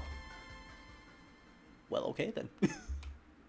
Yeah, medicine is just sort of there. She doesn't do anything, really. She's just a result of flowers, and that's pretty much her reason for existing. Some flowers spin and turn. Some flowers spin and spin. Body blow. And that's where the bird is fried in spice. Who are you? Continuing someone else's song like that. Oh, you don't want to say that to this character. Oh, I'm sorry. You look so happy singing, so I inadvertently continued. Humans are supposed to be the ones fried in spice. But how did you know that spice came after? There's an old saying. The song you're singing isn't coming from inside you, but rather you're singing a song you've heard from a faint voice. That's why I knew what was supposed to be next. What the heck does that mean? Yeah, Mistia, what the heck does that mean? I wrote this song myself. As proof, I'll show you I can also predict the next part. Some flowers spin and spin, some flowers turn and turn. Of course, that's because that's the chorus. See, take a look around. Some flowers spin and spin, Well, the sunflowers are. Now then, remember what comes after? Your fate is written there. Wow, that's a straight up threat. Like I said, she loves to troll by being sadistic, but she's not actually sadistic. Yuka's a very fun character to witness, not only in canon but also fan. She's immensely popular. I think she is still in the top 20s to this day. A lot of people like Yuka, me especially. In fact, her green hair was one of the reasons why Spirit ended up having green hair in the first place. He was originally going to have blue hair, but I decided that was too boring.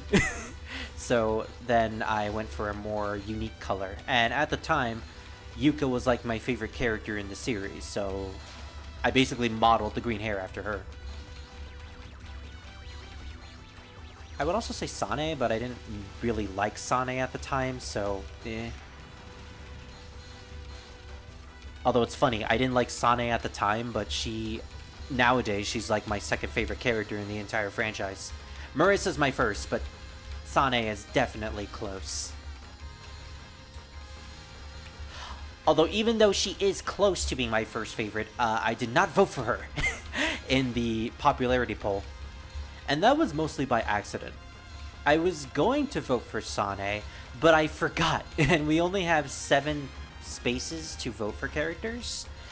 Marissa was obviously the first one, and then I think I voted for Yukari, Yuka, Hisami, Alice, Chimata, and I think Junko? And then I just completely forgot about Sane, even though she's like the best character in the franchise if you're really into the kooky, goofy nerd characters. Who doesn't love a magical girl nerd who's really into Gundams? And makes Dragon Quest references, and Dragon Ball references, and RPG references. She makes a lot of references. She's also a huge science nerd. It's either science or, no, it's definitely science. She's a science nerd, but she doesn't know much about history. That's the thing. It's why when she met a prominent Japanese figure who got reincarnated in Gensokyo in Touhou 13, she actually did not know who that was because her history absolutely sucks. She may be a high school graduate, but she did not pay attention when it came to history class. And that bit her in the butt when she eventually met prominent historical figures. Although she is also really into space and NASA. Her reasonings for going to the moon in Touhou 15 are because she wanted to know whether or not NASA's conspiracy of the moon landing was true or not.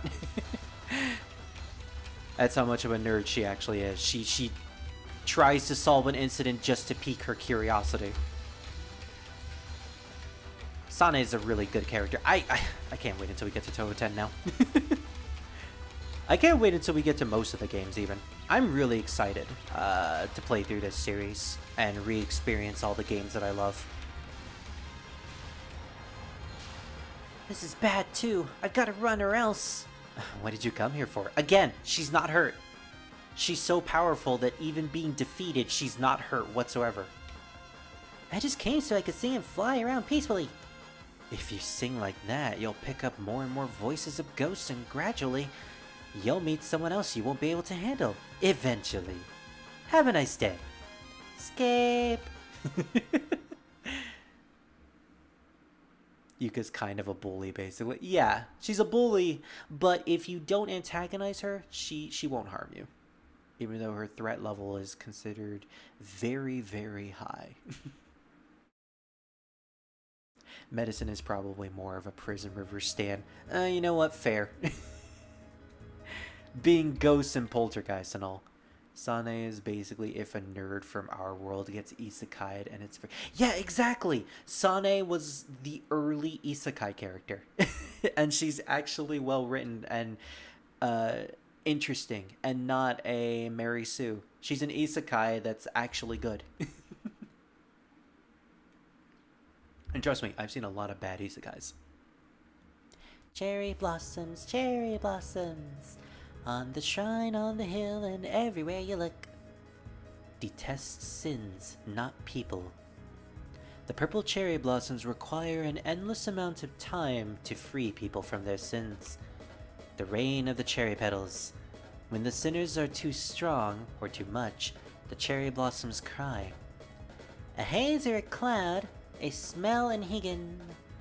Listen when people are speaking. People tend to say good things. Oh, was someone here? Ooh. The sass. The sass on her giant waist. I just noticed, Mistia has a massive waist. The cherry blossoms here in Gensokyo or something.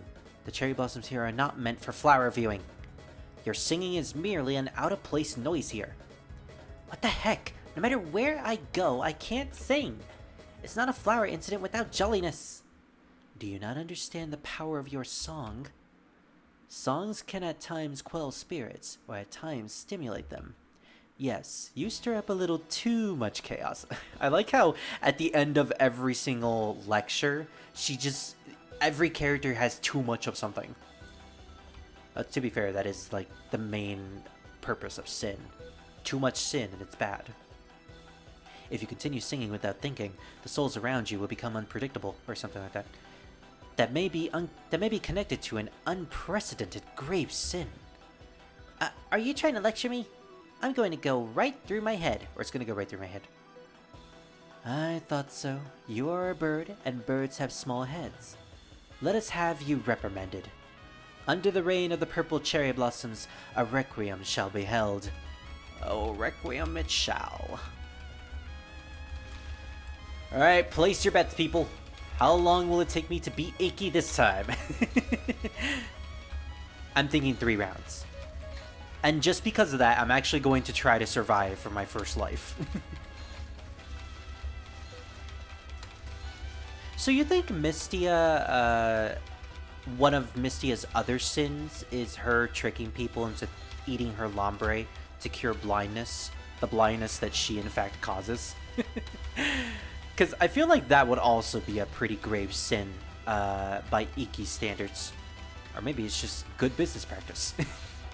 Either way, she is at the very least doing the job that a yokai is intended to do.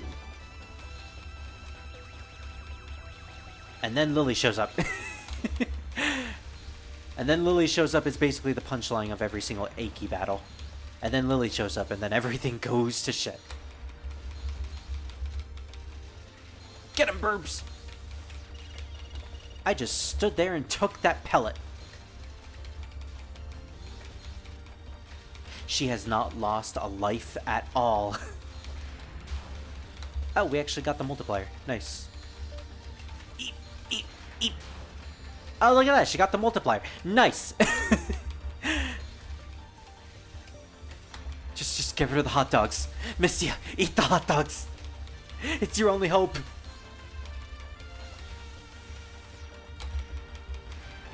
You have more than enough lambre. If you could just throw your lambre at her, you'll survive. Oh my gosh. I have a new fan art idea. It's just Iki chucking hot dogs at Mistia, while Mistia is chucking lambres at Iki. Alright, I'm getting on that as soon as I'm done with this stream. I also still need to finish the Zanmu meme where she's Patrick and it's the line from SpongeBob, "Let's take Bikini Bottom and push it somewhere else." Except in the subtitles it's gonna be hell. And then Orin is Squidward, and then it just cuts to the Orin versus Zanmu battle. You best believe I'm probably gonna upload that by next week.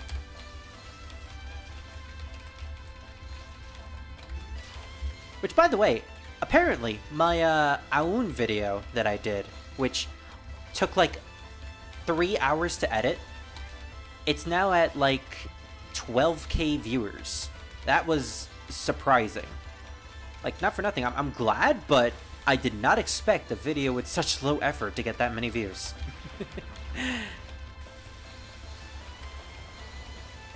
And hey, it led to some really fun comments as well. Just the fact that Aoun is now a fan favorite for a lot of people, despite her popularity not really getting all that big, is really fun to see. I'm glad that Aoun is, she's getting the respect that she kind of deserves. Ouch! I literally ran straight into that bullet. As the purple cherry blossoms scatter, a little at a time, sins are forgiven. Yeah, so as long as you get punished for your sins, you'll eventually make it out in the end. I remember someone made a meme of that with the Lunarians. With the Lunarians of 15. Yeah, that fits. Well, it may be a bit of a copy-paste meme, but I'm still gonna make it anyways. But yeah, I can imagine that that one about the Lunarians being really popular too. I also still need to upload my highlight from 17.5 when I did the 7.5 immaterial and missing power. I have a highlight from one of those streams that I did back in the day, and I never uploaded it. It basically just has to do with Marissa's hat looking like a coffee filter, and that's pretty much the entire highlight. But I made a thumbnail and everything, and I just never bothered uploading it. I'll probably upload it sometime this weekend. But yeah, I've started to learn more about video editing, and I think I got the hang of it. So expect a lot more of well-edited videos over the span of probably the end of the year.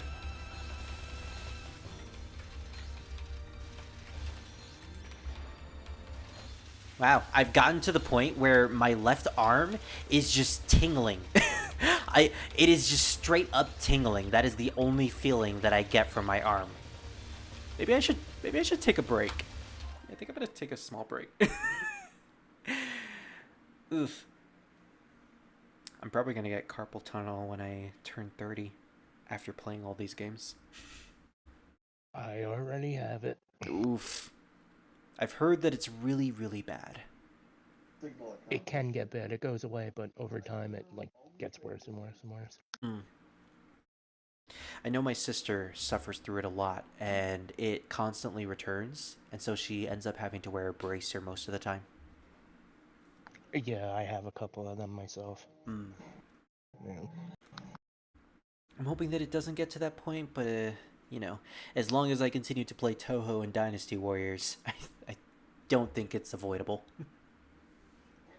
I mean, I can, as bad as my carpal tunnel is, I can still play hack and slash games and stuff. So mine's not to the point of Yeah. But it's there. It's still prevalent, and you can still feel it from time to time. Yeah. Yeah, pretty much. I remember... oh, I already read that. That could be a sin, but Mystia's Lombre is actually good, so it's kind of not a lie, which is funny. Yeah, true, but she does... She does dubious acts in order to get people to eat the Lombre. So, Iki, being the impartial person that she is, would probably find that as a fault, but at the same time, a lot of people do that. It's a common business practice to sometimes lie to your customers in order to get them to ingest your product. So, it's a gray area. And you know what? Iki does not like gray areas, so... That's two places in the series that get put... You know what, Freak? You're absolutely right. And if you count Gensokyo, because technically it was a section of Japan in the real world, that's a total of 3 places that have canonically been pushed to different locations. Oh, man. And I guess the Shining Needle Castle... Wow, okay, we're going off topic. Alright, I think my arm is okay now. Now let's face some more hot dogs. You know, this is probably why Yuyuko isn't a playable character in this game. If she was facing off against Iki at this point, she would just eat all of her bullets. She would ingest all the hot dogs. I'm wondering if there's a game, a Touhou fan game, where it's a Kirby spin-off, or it's a Kirby parody, but it's Yuyuko as the main character, because it totally makes sense. They're both pink, they both eat things, they're both squishy. Get out of here, Lily! Get out of here. Oh, I actually got her. I got her! I'm not interested in what you're selling, Iki! That's a really cool laser, though. Judgment. Last judgment.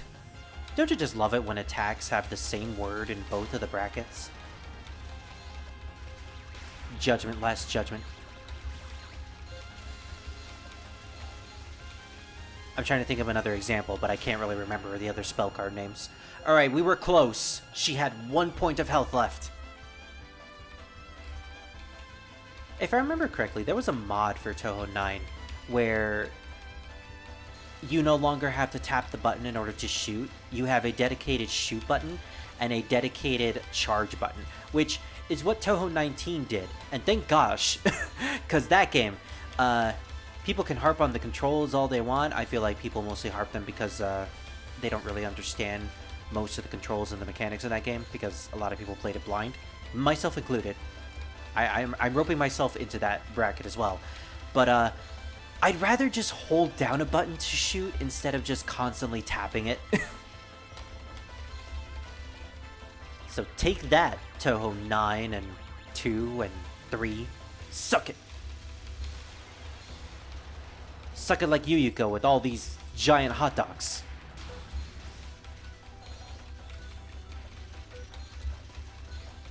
Speaking of Yuyuko, I remember seeing a meme video from the Touhou Fest, and apparently they had a giant Yuyuko balloon right outside of the building, and it looked exactly like a Yuyuko Fumo. Again, another reason to regret not going to the Touhou Fest. You get to hug Yuyuko, the giant Yuyuko. The giant Yuyu, which could possibly eat you.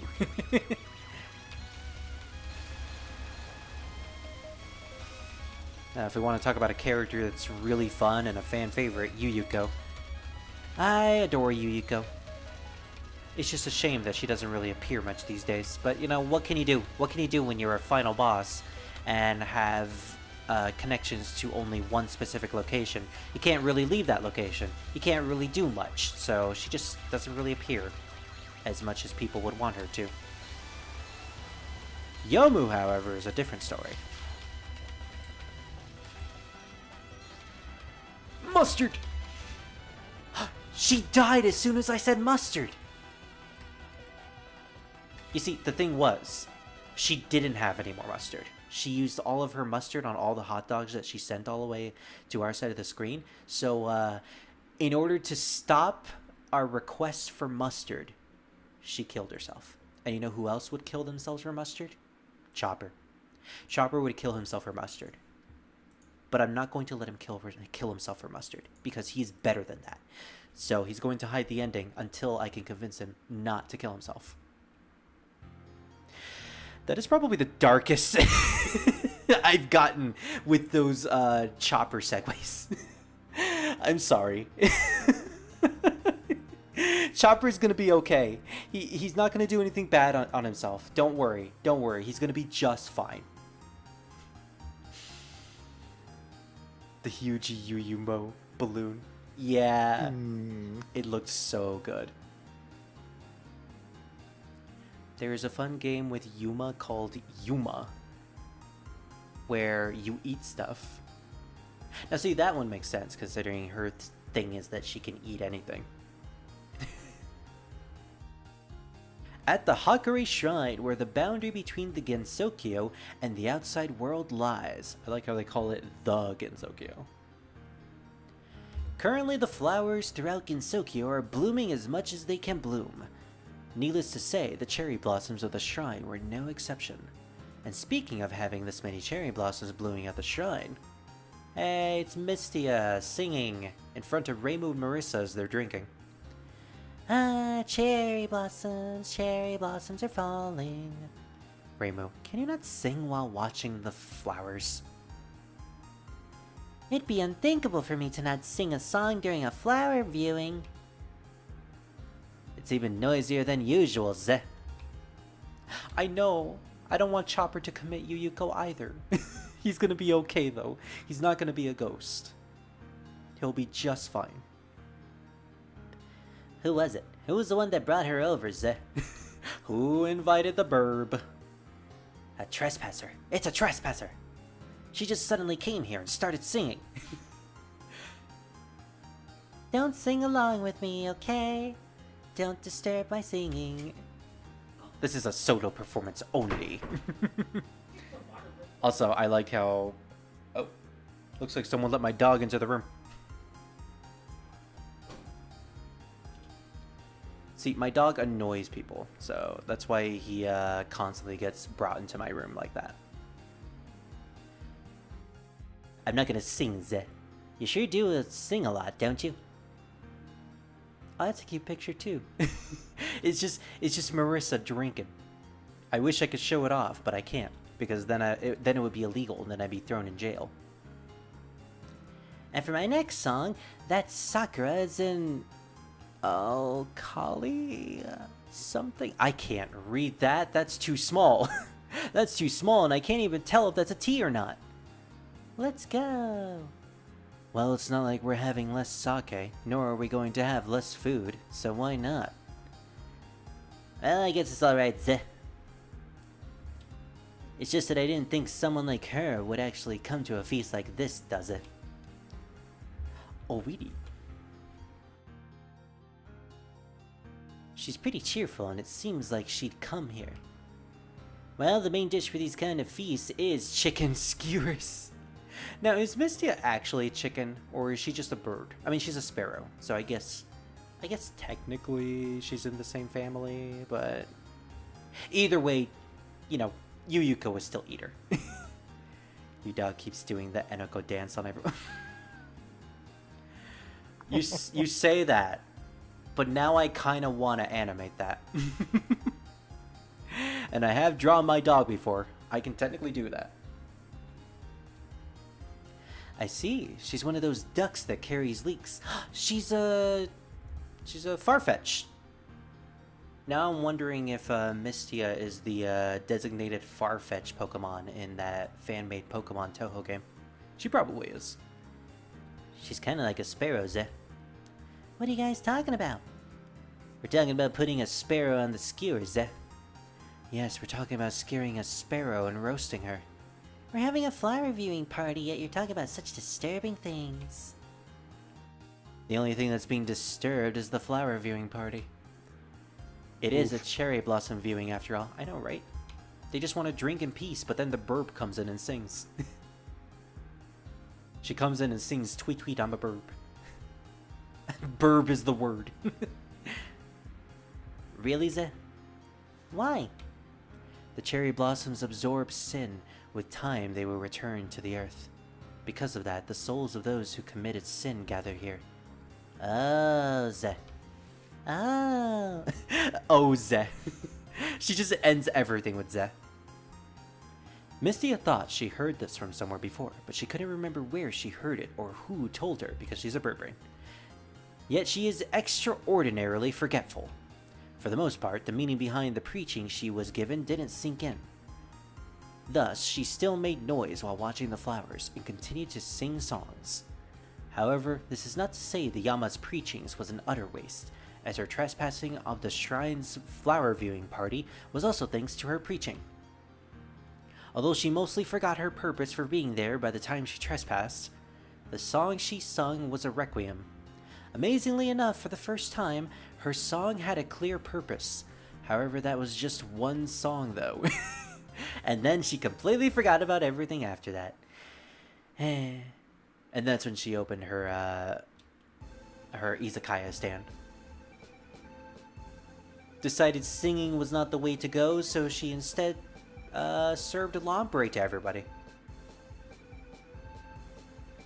And thankfully, her singing does get better later on when she joins her punk rock band.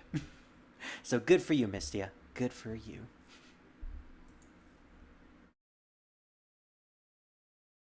You shall be listened for all eternity. Iki did say that she had a small head. Yeah, she was literally bird-brained.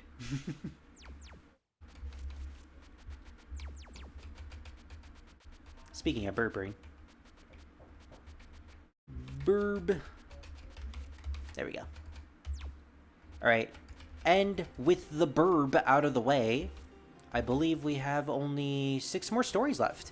We're going to be saving those for next session. Alright, Druid. We're done. How you feeling? Not too bad. Oh, that's good. Honestly, my hand is hurting. My hand is creeping up on me, so we're going to stop it right there. Tomorrow... I say tomorrow because it's 10:32. Tomorrow, on Saturday, we will be doing more Arcadia.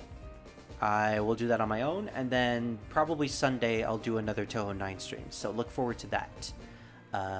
So yeah, without further ado, I hope you guys have a good night, and I'll see you next time. Thank you for joining, Freak. Your insight was very nice on all this. I hope you have a good night. So, goodbye everyone! Enjoy Blue Moo.